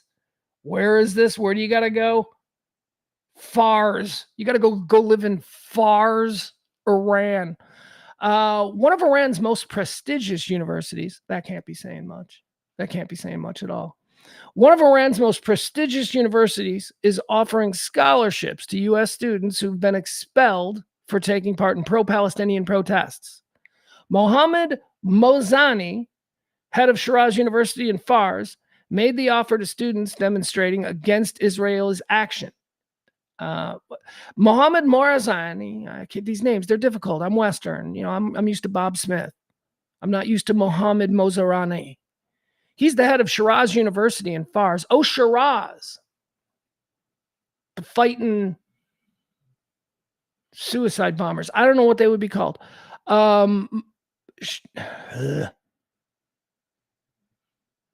Shiraz University in Fars. He made the offer to students who are demonstrating against Israel's actions in the war against Hamas. Students and even professors, he says, who have been expelled or threatened with expulsion can continue their studies at Shiraz University. And I think that other universities in Shiraz as well, the Fars province, are all prepared to accept you and offer scholarships, he said. So there you go, kids. You might get kicked out of UCLA. Hey, who wants to live in Brentwood when you can live in Fars, Iran? Who wants to live 15 minutes from the beaches of Malibu when you can live in Iran? No, thank you. Harvey Weinstein's in the news again. We've been tracking this. The story of Harvey Weinstein, his New York conviction was overturned last week. California, his conviction in California is now in flux. That's going to rocket through the appellate system there in California because a lot of the evidence that was used to convince him in California was also what was taken from the New York case. The New York case has now been overturned. You can see how that could be a problem in California. So as it stands, Harvey Weinstein has only been convicted once. He's been convicted in California. He's still in prison. He is going to serve his time on the California charge in prison, at least until the California charge is decided in the appellate court. But it is very possible that he could walk. It is very possible that Harvey Weinstein could find himself, out on the streets if the California appellate court overturns the California ruling because of evidence that was based on the New York case, which has now been overturned. Dominoes, you see. Well, Harvey Weinstein now has a new trial date. That's right. New York, the prosecutors in New York have said, look, before anybody starts speculating, we are absolutely going to try this case again. Here's a quote. We believe in this case, and we will be retrying this case. Prosecutors in the Harvey Weinstein New York rape case told a judge today in the first hearing since the much accused producer's 2020 conviction was overturned last week. The prosecutors go on to say it was a strong case in 2020 and it remains a strong case in 2024. So here's what happened. During the New York case, they were allowed to hear testimony from a bunch of women who were just accusing him of stuff that wasn't really all that vetted. And that's a problem.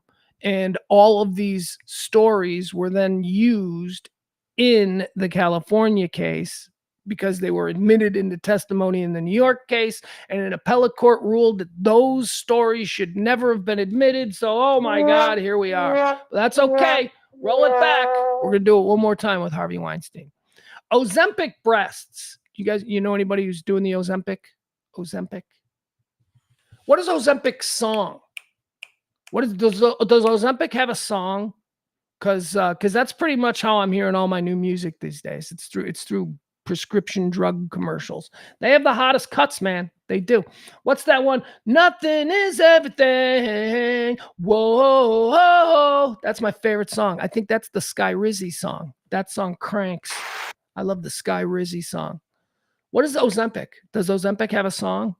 Whoa, whoa, whoa. No, that's Sky Rizzy. I don't even know what Sky Rizzy is. Sounds like a guitar player in like an alt band. Sky Rizzy.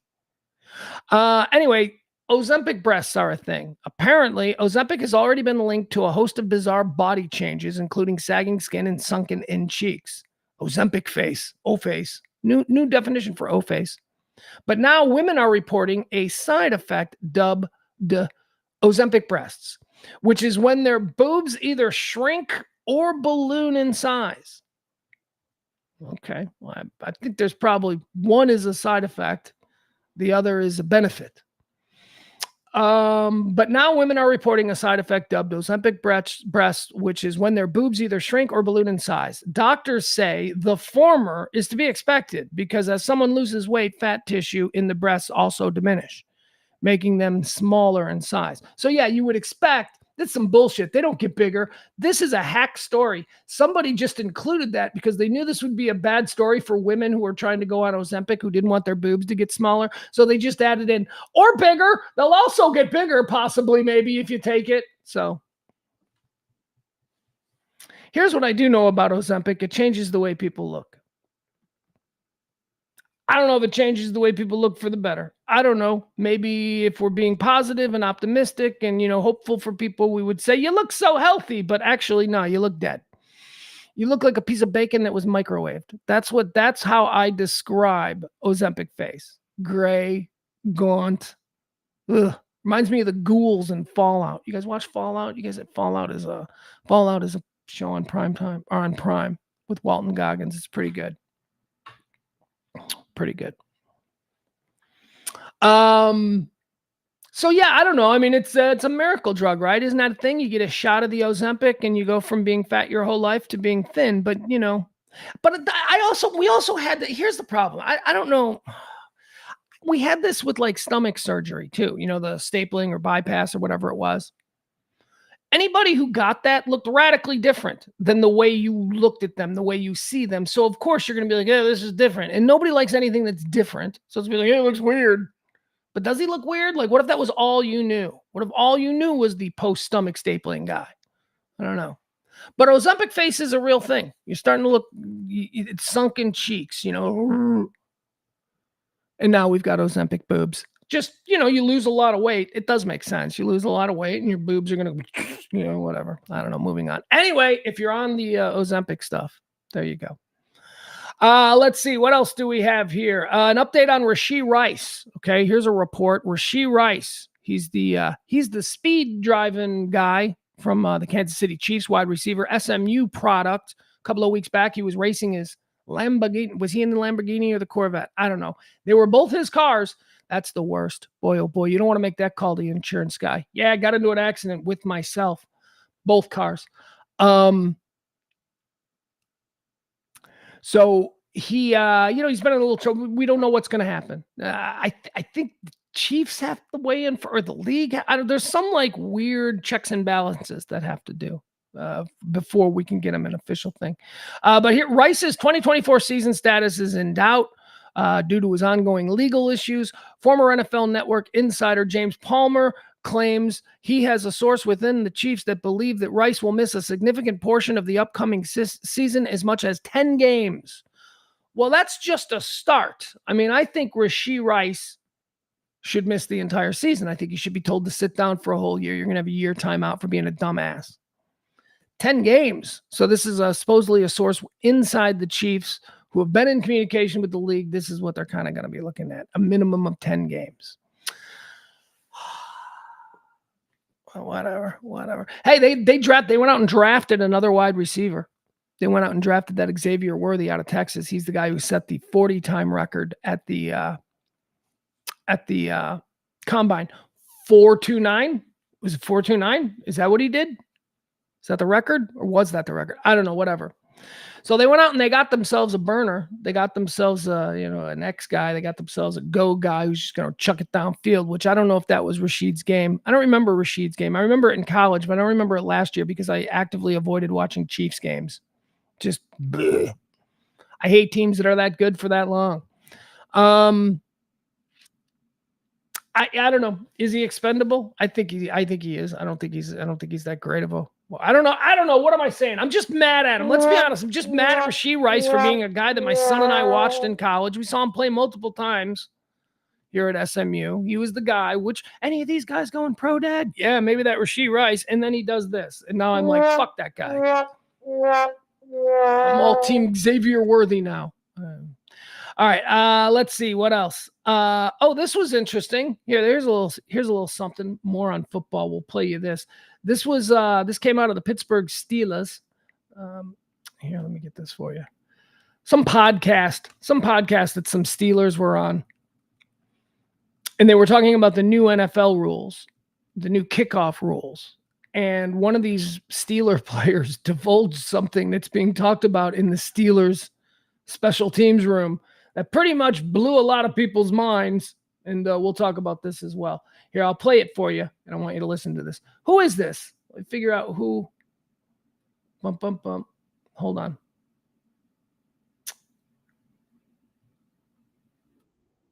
I don't know. I don't know who this is, what Steeler player they're talking to, but that doesn't matter. But just listen to this. There we go. Okay. All right, here we go. And this is funny. This is the magic of podcasts. This is just a player. He's comfortable and he's just talking, and he divulges something that happened inside, the practice facility. Well, they're not meeting, but inside the meetings and all of that he's already heard about the upcoming season. And it's got people going, huh? Do you think the kickoff rules will make you want to maybe kick return this year at all? No. The fans. Nah. They don't trust your kickoff return? I guess not. Dang. No, we want to win. No, don't go back there. I would. I think it's pretty cool. As soon as you touch the ball, that's when everything, starts to happen. But our offense or our special teams coordinator was talking about Justin Fields being back there. We're like, hold on. Whoa, you breaking news already? We looked at him like, Justin Fields about to be that back there, and I don't know. I think it's cool. Okay. All right, so there you have it. That's the news out of Pittsburgh. Holy cow! Justin Fields can't return kicks. Do not put Justin Fields back there. So I don't know if you're familiar with the new kickoff rules, but the new kickoff rules are going to radically change the return game. It is going to be a much different looking return game. I think that there are going to be I think they're going to be way more offensive series starting at the 50-yard line than we've ever seen before. The new rule is that nobody can move, okay? Nobody can move until the ball is caught. When the ball is caught, boom, that's when everybody goes. So essentially what you're talking about is you're going to have more of an open field run for the guy bringing the ball. And Justin Fields is, of course, him and Lamar Jackson, the best open field runners in the game. But that is not the same skill set as returning kicks, okay?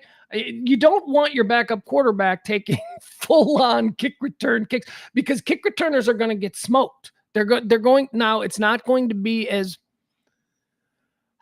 kick returners are going. Here's what I think about this new kickoff rule. The kick returners records are going to fall. We're going to see more yards in kick return than we ever have. It's going to be very beneficial in that regard to the kick returners. But I think we're also going to see, and this is what they were trying to eliminate, I think we're going to see more violent hits. They were trying to eliminate the idea that a kick returner would have to stay static, catch the ball, and then have a dude bearing down on him. That's not going to happen anymore. So you eliminate that kick returner getting blown up the minute he touches the ball and doesn't call fair catch. So you're eliminating that. But what now you're opening is this whole open field problem where you may not have the kind of head injuries that you had before, but you're going to see broken knees. You're going to see tore ACLs. You're going to see more open field injuries. That's not where you want your backup quarterback. That is like the worst idea possible. Would Justin Fields in the open field on kickoffs be interesting? Yes. Do we know that he can even catch? No, we don't know that. He fumbles. That's one of his knocks is that he fumbles. He has bad ball. You can't have bad ball control and be a kick return guy. All right. Crazy. Who knows? Maybe I'm wrong. But personally, I think you're more likely to see Russell Wilson back there returning kicks because I don't think Russell Wilson's going to be the starter coming out of camp. I know the promise has been made, but I think that's Justin Fields. Justin Fields is a camp warrior. Justin Fields is going to, I think, blow him out of the water in camp. And it's going to be obvious who's more athletic, who's more this, who's more that. But they did make the promise to Russ that he was QB1. So we'll see. Anyway, regardless, he'll be starting by week 5. That's my call. My call on Justin Fields. I love Justin Fields. I think he needs to develop more, and I think Pittsburgh is the perfect place for him. But I don't think Russ wants it as much as Justin. I certainly don't think Russ is the athlete that Justin is. Better passer, yeah, but we'll see. That'll come, hopefully. Threesome lady. Here's a fun story. This one comes out of is this from this is from that weird police blotter site that I like to look at. Nope, that's a different one. All right, so a dude, where was this? Was this Florida? We should just call it Florida because why not? Nope, this was Louisiana, the Florida of the West. Louisiana. All right, so get this. A Louisiana woman forced her way into a male neighbor's home and sought to initiate a threesome with the victim and his girlfriend, this according to police. Dispatched at 11:15 p.m., a harassment complaint at an apartment complex. Always an apartment complex. Almost always these kind of nutty things happen. Do you understand what happened? A woman barged into a dude and his girlfriend's apartment and she demanded that they have a threesome with her. I didn't know that's how it works. It's never occurred to me. Nobody's ever seen me in a relationship and gone, I have got to have a threesome with that couple. But a lot of people have tried to steal my women. But I've never been invited into that whole mix. The woman, the victim said, began trying to have sexual activities with him and his girlfriend. All right, wait, let's see. At an apartment complex in Monroe, a patrolman was told that upon answering a knock at his door, an unknown neighbor forced her way into his residence. The woman, the victim said, began trying to have sexual activities with him and his girlfriend. While the alleged late-night incursion, however, did not result in any three-way action, a woman did end up in handcuffs. Police canvassed the area, and they located the female suspected at a nearby Circle K. She's hanging out at the Circle K at like midnight in Louisiana. I don't want to have a threesome with that. Nah. A police canvass of the area located the female suspect at a nearby Circle K. She was identified by cops as Shadana Rachinette. Pretty name. She's 31 years old. The male victim confirmed that she was the suspect. Heard was arrested early this morning and charged with unauthorized entry of an inhabited dwelling. That's a felony. And several misdemeanors, including disturbing the peace, criminal damage, and resisting an officer. You want to see what she looks like? Of course we do. We want to see what what's her name? Shadana Rachinette. Let's check out what this woman looks like. She comes knocking on your door late at night, demanding a threesome with you and your girlfriend. I want you to answer this simple question. Do ya? Let's check her out. All right. Can we get a bigger picture of her? Nope. Not going to give us a bigger picture. All right. But there she is. Hold on. I'll show her to you. So this is the woman. Remember, it's like 11 o'clock at night. Bang, bang, bang goes the knock on the door. And it's this lady demanding a threesome. There she is. Look at her. Shadanda. Is her name Shadanda? Her name is Shadana. It should be Shadanda. Shadanda is better. There she is. Nope. I'm going to turn that down. That ain't my thing. I'm sorry, Shadanda. I'm sure you're a queen in some man's life, but not mine. All right, let's go. How about this one? Vegas. This story out of Vegas. You remember a couple of years ago we had the bath salts guy who ate a dude's face right there on the street of Miami? You remember that? Well, we got another face eater. That's right. This time in Vegas. This dude's claiming to be possessed. That's why he did it. No talk about bath salts. Remember when bath salts was a big story we all got ginned up on? And then everybody normal was like, I don't even know what bath salts are. This seems to be something that's only happening in weird, funky motels, you know, with transient people who are just so desperate for any kind of a boost in life that they're willing to try all kinds of crazy drugs. Bath salts. We were all ginned up. Bath salts are everywhere. Your kids are doing bath salts. And I'm like, I don't even know. I still don't know. It's 10 years later. I don't know what bath salts are. Anyway, this whole thing, this is not bath salts. This is, he says he's possessed. Possessed murder suspect ate a man's face. That's right. I'm going to show you this guy too. We get a look at what someone who eats another human's face looks like. And I got to be honest, I'm a little shocked. If you had lined up a bunch of people in front of me and said, pick out the one you think's going to eat someone's face, I would not have picked this guy. A man has been accused of killing a convenience store worker. Man, that's the most dangerous job in the world. Overnights at a convenience store.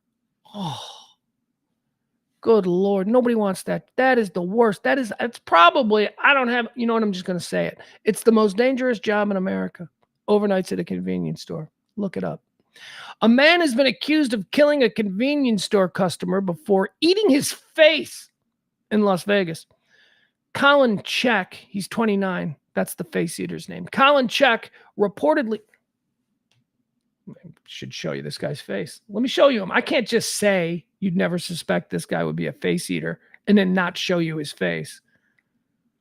I mean, look, he looks as shocked as we are. He looks as shocked to be eaten face as we are to see him eating face. Boom. There he is. Look at him. He's like, what? What did I do? Huh? No. Maybe? Colin Check, 29, reportedly tackled Kenneth Brown to the ground on Las Vegas Boulevard Sunday evening. This was just Sunday. CBS reported that a 7-Eleven employee told police that a man had punched a customer in the parking lot before tackling the man and smashing his head on the concrete. About 45 minutes later, police received another call from the witness reporting a man fitting the same description now at a bus stop eating another man's face. Look at this guy. You ate a dude's face. What's wrong with you? I don't even know how to punish you for that. About 45 minutes later, police received a call at a bus stop eating a man's face.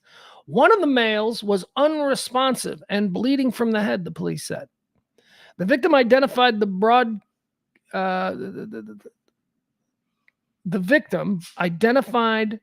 by Las Vegas News as Kenneth. The victim is Kenneth. Was taken to a hospital having sustained a large cut to his face and missing an eye and an ear. He was later pronounced deceased.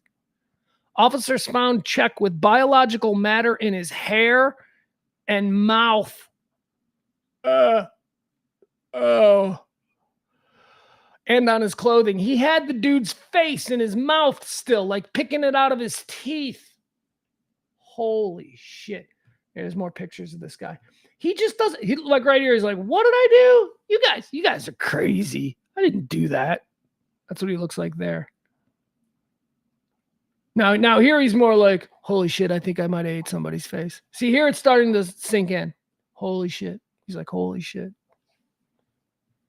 I did do that, didn't I? Man, they got a lot of evidence. Yeah, it's a far cry from this dude. What? I didn't eat nobody's face. I ain't eating face. That ain't something that I do. Holy shit, I ate face. I did. I actually did it. I think I did it. Oh my God. All right, there you go. There's your story. Doesn't say why. Actually, it does say why. He says it's because he's possessed. That was the lead that I buried. Look at that. Possessed man eats face on Las Vegas Boulevard. Don't even know it was Las Vegas Boulevard. I clicked out of the story. I don't care about it that much. All right, moving on. Let's see. What else do we have here? Oh, this is interesting. Okay, so we've been talking the last couple of days about Jerry Seinfeld. Jerry Seinfeld has got a new movie. I think it's coming to Netflix this weekend. It's about toast Pop-Tarts, right? That's the movie. It's like Toastums or something, whatever. It's a movie about the history of Pop-Tarts. It looks pretty funny. It looks like something I'll watch. It looks like a nice little lay on the couch and watch a movie for an hour and a half that's not going to challenge you too much. And maybe you learn a little something about the history of Pop-Tarts, a delicious pastry treat that every child enjoys. And grown-ups, I enjoy them too. Question, do you have to cook Pop-Tarts? No, you don't. You can just eat them. If you just eat normal Pop-Tarts and you don't heat them up, then they're just like cookies. However, here's a hack. If you don't have time to wait like a minute for the toaster, just throw them in the microwave for 15 seconds. They're not going to get crispy, but the inside is going to get very gooey. There you go. So he's got this new movie, and he's doing all kinds of publicity for it, and he's talking about stuff. And Jerry Seinfeld is talking about comedy and about how comedy isn't good anymore. And he wasn't so much talking about stand-up comedy. I believe that stand-up comedy is almost completely destroyed because of PC culture. Everything's a joke, you know. Everything should be okay if it's prefaced with "this is a joke" or it's being said on a stage in a comedy club where everybody expects everything to be a joke. But no, we can't do that. Jokes. You shouldn't joke about this. No, you shouldn't. Shouldn't joke about that. That's why it's funny, because comedy is always danced on the edge. Anyway, Jerry Seinfeld was talking more about his show Seinfeld and how he believes that if he tried to make Seinfeld today, that he would absolutely not be able to make it, that there was no way they would allow it. He gave as an example an episode where Kramer decided that he was going to start a rickshaw service in New York City, and he was going to utilize homeless people. He was going to hire homeless people to pull rickshaws, and his thinking at the time was, well, they're outside already, which was very funny. Jerry Seinfeld contends that that joke would never, ever, ever get by a censor today, and you can't do it, and TV's ruined, and blah, blah, blah. Okay, so we all kind of went, yeah.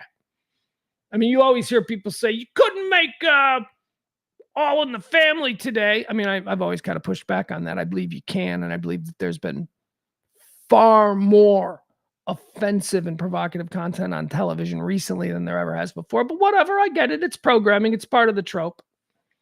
So Jerry Seinfeld seems to have fallen into that. But you can't make Seinfeld because, I made fun of homeless people. He doesn't think he can do that anymore. Rob McElhenney would like a word with Jerry Seinfeld. And I can't believe that over the last week when we've been talking about this, I can't believe this didn't dawn on me. It's Always Sunny in Philadelphia, which interestingly enough is now in my list of the best sitcoms of all time, is now number one. It has surpassed Seinfeld. Seinfeld had always been on my list, the best, my favorite, the best sitcom of all time. It is now It's Always Sunny in Philadelphia. Just because of what did Seinfeld run? 7, 8 seasons? What are we in, year 22 of It's Always Sunny in Philadelphia? And there has been zero drop off. In fact, every season seems to get even crazier and more offensive. It's Always Sunny in Philadelphia. There are no sacred cows. They slaughter everything in the name of comedy. And if you want to be easily offended, stay away from that show. So Rob McElhenney, I want to show you what he did. Rob McElhenney, who plays Mac in It's Always Sunny in Philadelphia. He's also the creator of the show. Here, gave an example. It's Always Sunny in Philadelphia's Rob McElhenney responds to Jerry Seinfeld's PC sitcom criticism. It's Always Sunny in Philadelphia creator Rob McElhenney has hit back at Jerry Seinfeld's suggestion that sitcoms have lost their edge with a one-word reference to his own show. And it goes on to talk about Seinfeld. And here you go. I'm going to show you this. Boop, boop, boop, boop, boop, boop. All right, so here, I'll show you this first. So here's what Seinfeld said on the podcast. Boom. Okay. So now I'll just read this to you. All right, there you go. So what it says here is Jerry Seinfeld says he wouldn't be able to do many jokes from Seinfeld in today's world. And he gave an example. One would be, Kramer decides to start a business of having homeless people pull rickshaws because, as he says, they're outside anyway. Seinfeld then asks the question, do you think I could get that episode on the air today? Okay. So that was the initial. Do you think I could get that episode on the air today? To which Rob McElhenney responds, yeah, probably. And then shows a picture of Cricket, who is one of the most repulsive characters in the history of television. Cricket is somebody who just elicits laughter the minute he enters the scene. Why? Who is Cricket? Well, Cricket is somebody, he's a character on It's Always Sunny in Philadelphia who grew up with the boys and ND. He grew up, they went to high school with him. He would go on to become a priest, a pillar of the community. And then just by hanging out with the It's Always Sunny crew, he turns into Cricket, the meth-addicted, defrocked male prostitute who hustles sex acts in the bathroom and is the consistent butt of jokes in every scene that he is present in. So the character of Cricket, look at him. Well, actually, can you see him? I don't know if you can see him. The character of Cricket. If the character of Cricket can be aired in a sitcom on television today, then I think you could do Seinfeld. However, there is also a caveat to this. What Rob McElhenney has been dealing with has been censors assigned to basic cable channels. Jerry Seinfeld is talking about network television. Network television has far more. Could It's Always Sunny in Philadelphia air on NBC today? No, absolutely not. It couldn't. That's why it airs on FX. That's why it doesn't have the name recognition that big giant sitcoms from the past might have, because it's not. It's, could you get his own writing partner, Larry David, in Curb Your Enthusiasm, right? Larry David gets away with all kinds of things because it's not the same. So I don't know who's being disingenuous here. I think Rob McElhenney, who's I'm a huge fan of, is being a bit disingenuous because he knows that the censors that he has to deal with at FX on basic cable are not the same as NBC censors from the 1990s. Anyway, there you have it. You got two titans of television disagreeing, Jerry Seinfeld and Rob McElhenney of It's Always Sunny in Philadelphia. Okay, let's see what else is happening.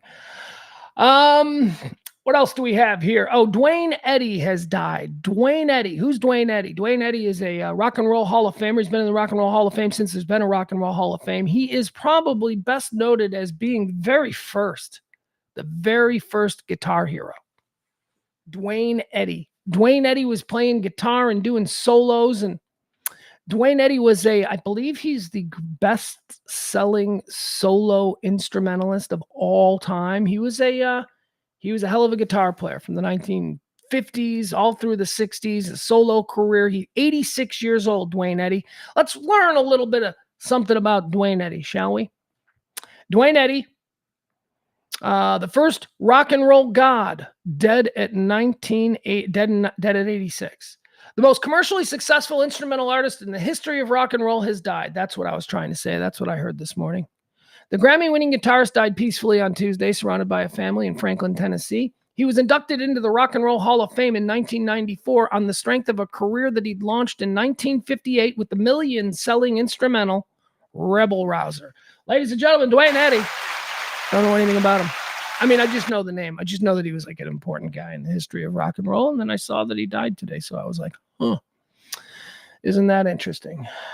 Let's see here.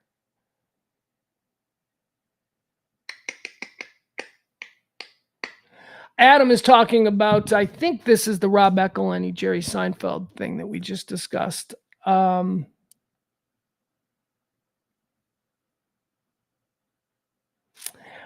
Adam says, even Steve Carell has said similar things about The Office, and I'm like, those dorks don't get it. The joke on The Office is Michael Scott is an insensitive asshole, and he's the joke. Yeah, you're absolutely right. That is the context. See, that was also, but Michael Scott's not the first. This is also the case with Archie Bunker, with, All in the Family. You couldn't do All in the Family. Archie Bunker was framed as the idiot. Archie Bunker was framed as the guy having these ideas who was the idiot. Unfortunately, a whole bunch of idiots in this country felt drawn to him. I don't think there were many people drawn to Steve Carell. But yes, that's how you get away with doing that. You have the offensive character be the punchline. You have him be the joke. And that's absolutely what Michael Scott was. Michael Scott was the joke. Him saying the things, he was so cringy. God, The Office is so good.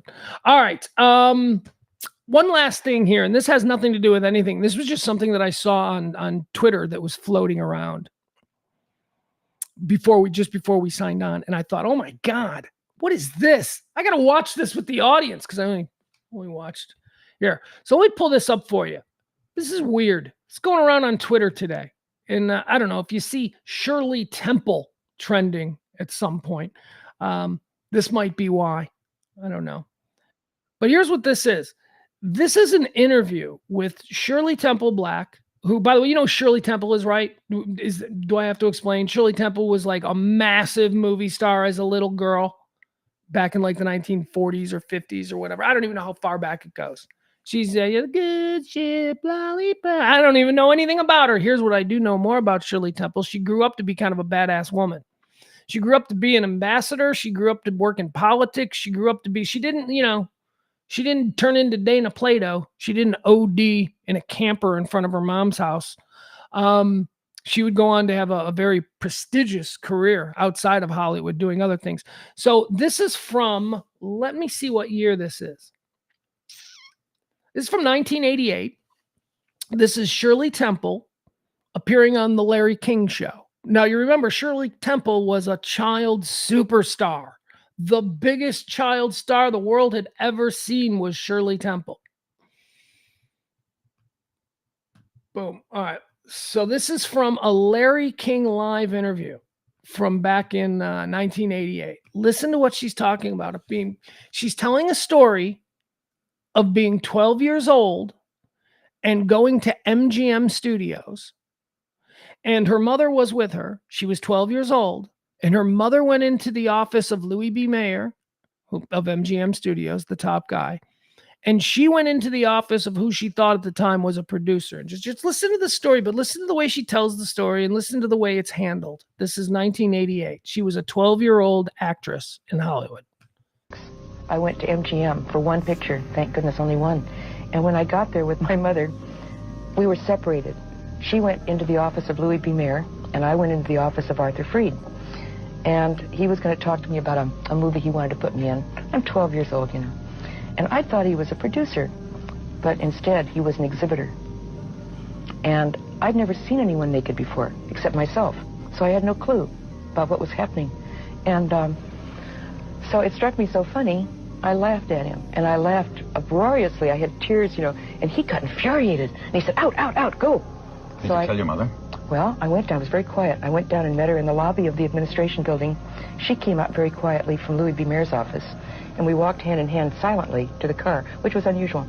We got in the car driving home. I said, Mom, you won't believe what happened to me. And I told her what happened, and she got kind of quiet. And she said, well, you don't know what happened to me. And Louis B. Mayer wasn't as bad as Freed was to me. He came on to my mother. And so we both decided that we didn't like MGM much. It was, you know, it was better at Fox.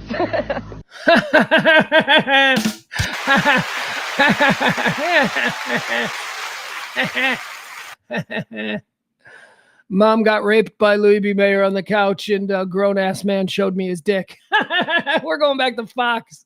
That's how it was, Larry. And how about Larry King? That was funny. Back when we used to be able to do that to kids. How fucking weird is that? How weird is that? That isn't the time that we lived in. By today's standards, that is shocking. 1988, Shirley Temple on Larry King Live talking about the time a producer wanted to interview her about a movie role, and she walks into the room and he's got his pants down. He's naked with a 12-year-old girl. And this idea, you know, it was so socially accepted. These things that today are not. Was everybody a bad person back then? No, of course not. Everybody wasn't a bad person back then. Maybe, you know, I mean, I don't know what year it was, but wait a second. How do I say this? Maybe for Shirley Temple, that incident that happened to her at 12 years old didn't scar her and traumatize her for the rest of her life, because that idea that it could hadn't been planted in her head. I think that her reaction to that, talking about that in 1988, it's very much, this happened. Oh, it sucks. That guy was terrible. We didn't go to MGM. We ended up staying at Fox, but yeah. It's just crazy to me that she was like laughing about it, like not a big deal. And it's even crazier to me that Larry King was laughing about it. Larry King thought that was a kicker story. That was like, give me a funny story to get you out of here, Shirley. All right, I'll tell you about the time that a grown man showed me his penis when I was 12. And I had never seen one, and I laughed at him, and he kicked me out of the room. I had sexually humiliated him. So my mom and I, we were walking back, and I said, Mom, guess what happened? And she said, guess what happened to me? Louis B. Mayer just, my God, that was just normal. It was just normal. Who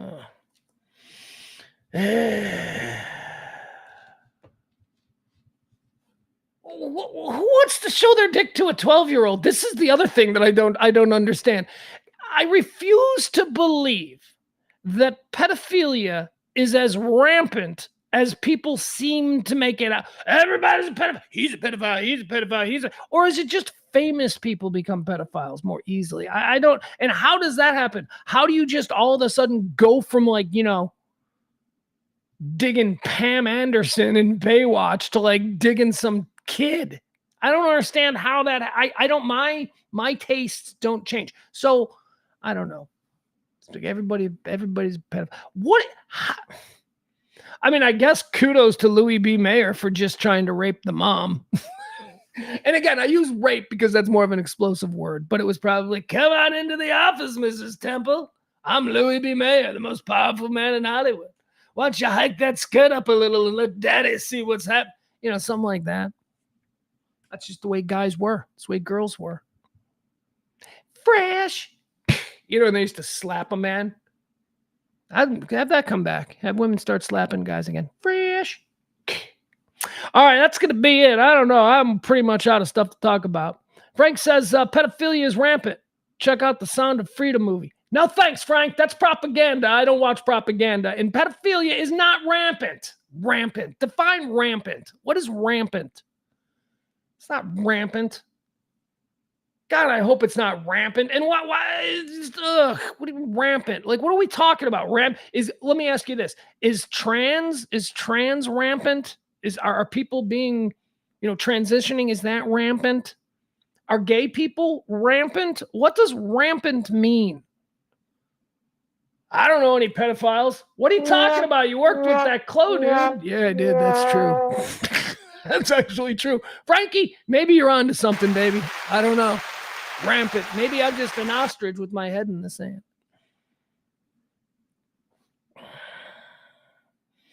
Frank says, don't check the DPS website for sex offenders near your home or any home. Yeah, we used to do that. God, that was weird. We used to do that as a radio bit where we would just, where you living? Here's the sex offenders in my neighborhood. Did a lot of bits back in the day that I don't know that I'm fully comfortable with today, but whatevs. All right, folks, that's going to be it. Frankie, we appreciate you participating. Adam, you too. Let's say hi. Let's say, who did I miss? Anybody else in the chat room that I didn't get to say hi to and give my appreciation to? Let's see here. We got Al. I said hi to Smee. Let me see here. Peter, of course, Peter. Good to see you. Hugh, I didn't see Hugh. Hugh's in there now, or Hugh was in there.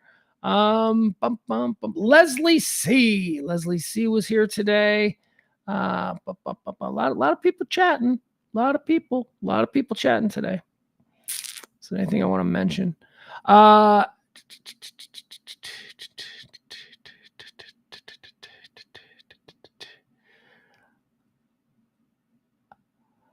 Frank, talking about the college campus thing. Frank says, watch out for the Hezbollah and ISIS flags.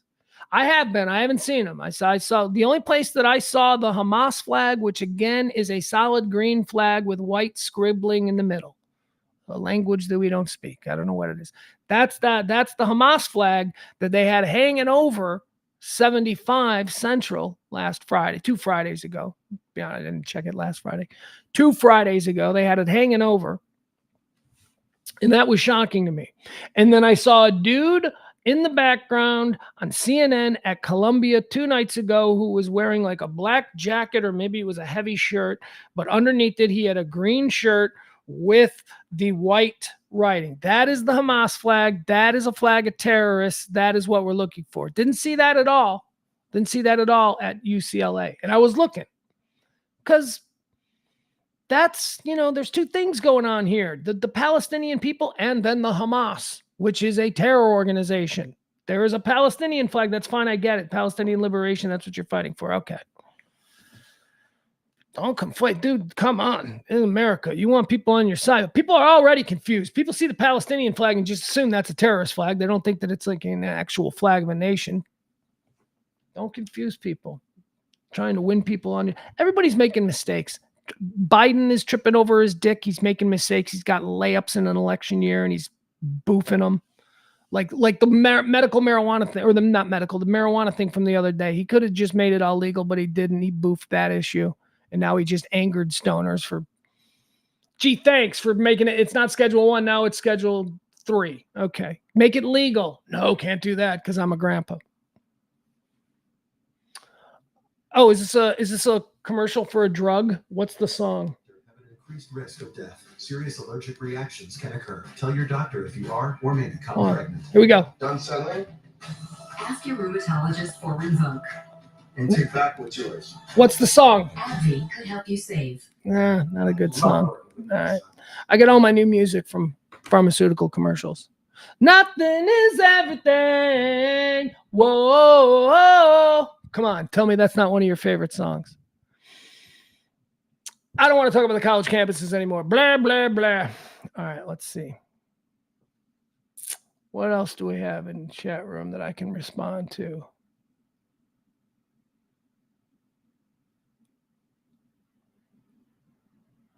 Byron says, you are seeing the people that have been allowed to pour across our borders for the last 3 years. How do you know? What are you saying? I mean, a lot of these kids, they probably grew up here. Most of them. I'm sure that we're seeing some. Now, if you're talking, are there any infiltrators into this group? Yeah, but this is not, I mean, look, I don't look at a girl in North Texas wearing a, scarf or traditional, some kind of head thing. I don't look at her and immediately go, she just got here 3 years through the broken border. I'm like, she might have been raised here. She might have been born here, for crying out loud. And they're Americans, just like you and just like me. Although they ain't white Americans. That's where a lot of people seem to have a problem with this. Let's see here. Frank Smith says a lot of Caucasian females who are covering themselves up with N95 masks. I see on television. I saw. Never mind. I'm not going to go back down that hole. Barney says the squiggly line in the Shahada, the Islamic statement of faith. Barney, dude, how the fuck do you know? Why the fuck do you know that? Okay. Some AM talk radio guy getting y'all ginned up and knowing all these fun facts. There's no reason Barney and I shouldn't know that stuff. And now we all know it. The squiggly line is the Shahada, the Islamic statement of faith. There is no God but Allah, and Muhammad is his prophet. Sounds benign, but it is a direct denial of Christ. Well, okay, what do you expect a Muslim to do? But it's a direct denial of Christ. Well, yeah, they don't believe in Christ. That offends you? Then their very existence offends you. I don't believe in Christ. I believe in Jesus, the cool dude.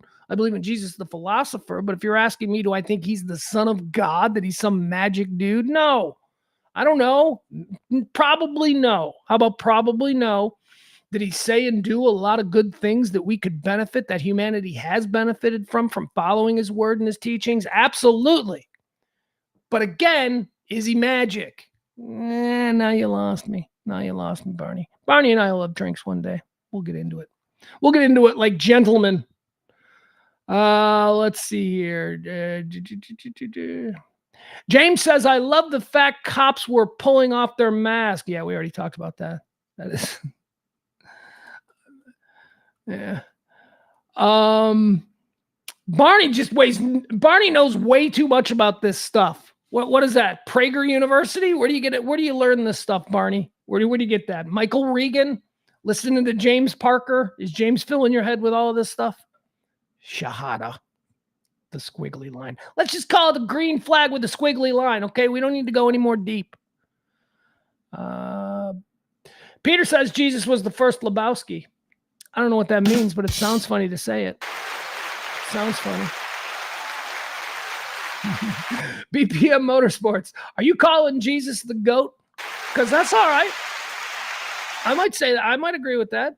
Jesus, the greatest human of all time. He would certainly be in the conversation. I mean, who else we going with? The birthday boy, Leonardo da Vinci? If we got the greatest human of all time? Oh, but wait, I'm showing my stripes, right? Because Jesus isn't considered human. He's the son of God. He's human. He's a dude. He's a black dude. He's a black dude with kinky hair who had some really good ideas that were pinned on him. I don't know if he actually did them. I think he did, but whatever. The people who liked him when he was around, they told his stories for centuries. And so is Jesus the GOAT human?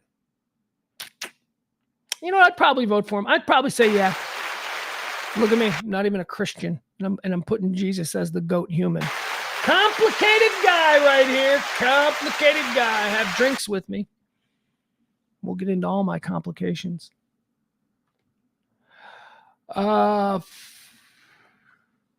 Adam, I was talking about how, you know, how do you inquire as to people's ethnicity or their culture in a world where even acknowledging that they're different than what? Different than me? I'm white. Okay, am I supposed to be existing in a world where white is the default setting? Well, that in and of itself seems like a racist way of looking at it. I should be able to ask people anything, especially if I'm doing it curiously. And he says that you can ask people as long as you're respectful. This is Adam. Adam also says, I will say to my passengers, your accent is interesting. Where are you from? Yeah, that's exactly how you say it. That's exactly what you say. Oh my God, where are you from? Or, oh my God, that's such a pretty name. I always say that. Whenever it's a really complicated name, I always say, oh my God, that's such a pretty name. Where is it from? Nothing wrong with that. Not just don't come in like, oh my God, that's a weird name. Where the fuck in the shithole universe are you from? Yeah, that's not how you do it. You got to be a human being. Again, now we're back to talking about Christ and his teachings.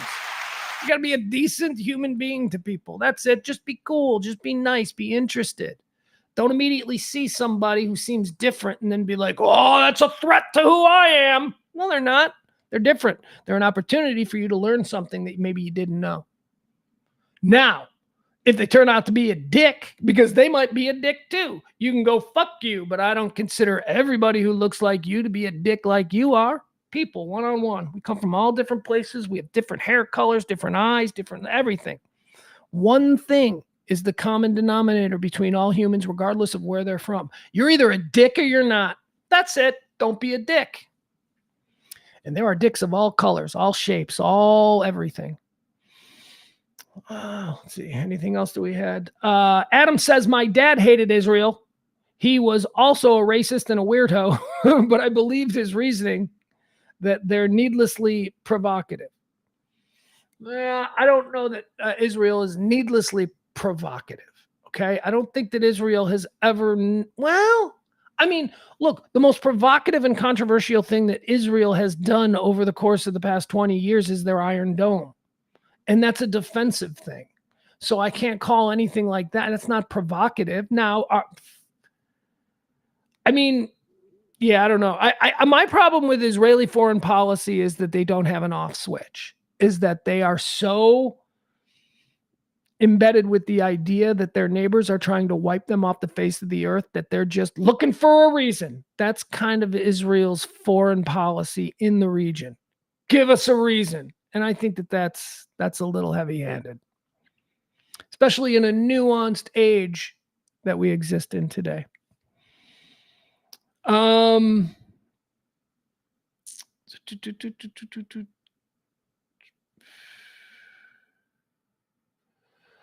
Davis says it's a shame that we've got 300. Do we have 300 million? We got more than 300 million people. No, aren't we like 500 million people in this country now? I don't know. It's a shame that we've got hundreds of millions of people in the country, and these are the two people that we get to run for president. Yeah, Mike, say it again. 2020, we said that, right? Remember 2020? We're like, what the hell is this? This can't happen. Something else has to be better next time. And now look at us. Same damn thing. Two jerk-offs. James is going with Christ was fully God and fully man. I will agree with half of that. And as I continue my search through life, I'll let you know about the other half, how I feel about that. I'm always learning. Smee talks about Ozempic. Smee says, doesn't Ozempic cause you to lose weight quickly? That's going to have side effects. Yeah, that's exactly what Ozempic is. It just helps you. You get a shot. It's a weight loss thing, but it does make you look different. And I'm not necessarily sure it makes you look better. If your whole thing is thin is always better than heavy. I don't know. John Goodman looks weird. John Goodman probably used Ozempic. John Goodman looks weird. John Goodman, when he was on Roseanne, he was big and fat. He looked healthy. I know that's a contradiction, right? How can a guy who's big and fat look healthy? Because right now, he's not big and fat. He's thin and emaciated and doesn't look healthy. I don't even know if he used Ozempic. I'm just going to say he did. He probably did. Or maybe he got a stomach staple 10 years ago. I don't know. How long has John Goodman been thin now? But I like a chubby John Goodman.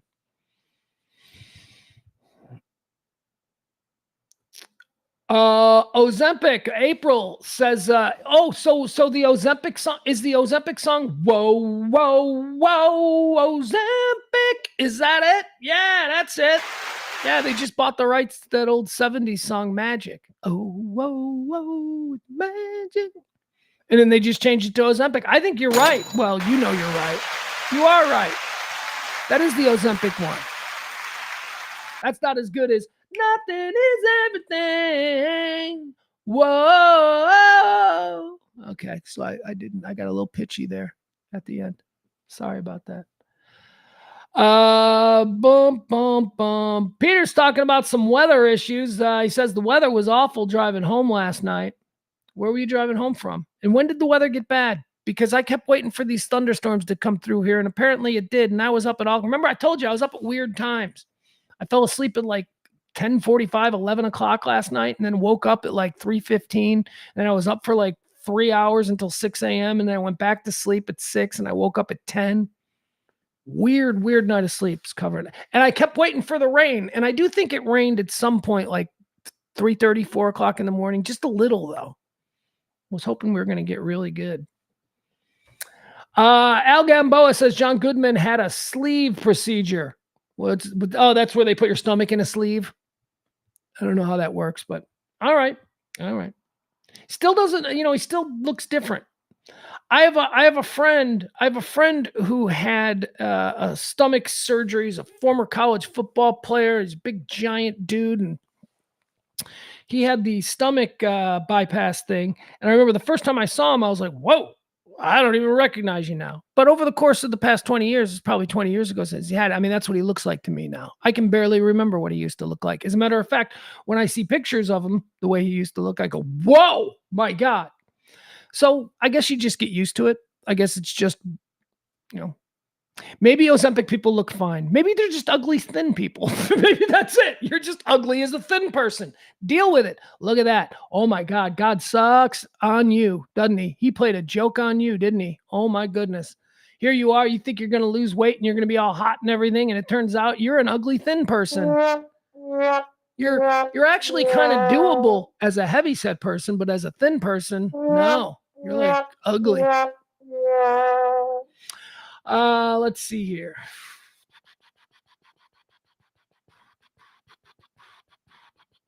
What time were you driving home, Peter? What time was it raining yesterday? Because I swear I thought that was briefly. Well, I don't know. I don't know where you are. You might have been further out. Okay, folks, that's it. We're going to be done. We're done for the day. I love you all. Appreciate you. Again, I'll start having the list of where the money is at. We are in pledge week here. It's 335, I think, is the number that I came up with when I was doing the budget this morning. 335 we got to do in tips and gratuities from this show between now and next Wednesday, end of show. Help us out if you can. This show does run on your tips and your gratuities. The Venmo, the PayPal. No, not the PayPal. The Venmo and the Cash App. And again, we'll start thanking people, and we'll start getting the number, and we'll see where the number goes after tomorrow. That's going to be it for today's High Noon Rant. Love you all. We will talk tomorrow at 12 p.m. Oh, here's what I need to mention. Okay. So yesterday at the end of the show, I said that I was thinking about doing a live coverage of the college campus thing. I'm still thinking about that tonight, but here's what happened last night. I don't want Steve Lookner, who does it. By the way, you should follow Steve Lookner. He's great for breaking news on YouTube. Steve Lookner ended up doing a 12-hour stream last night because he started way too early. He started covering the UCLA campus stuff at like 7 o'clock Eastern time. So like 6 o'clock our time. And he just went, I kept waiting for my window. Like at 9 o'clock last night, I'm like, should I go live? Should I go live with this? And I'm looking and I'm like, yeah, but nothing's happening yet. Nothing's happening yet. And I kept waiting and I kept waiting. And then when stuff started happening, when the cops began to dismantle the encampment there at UCLA last night, once that started happening, it was 4 o'clock in the morning. And I'm like, none of my people are going to be awake. Nobody, this is not this. So that's what happened last night with it.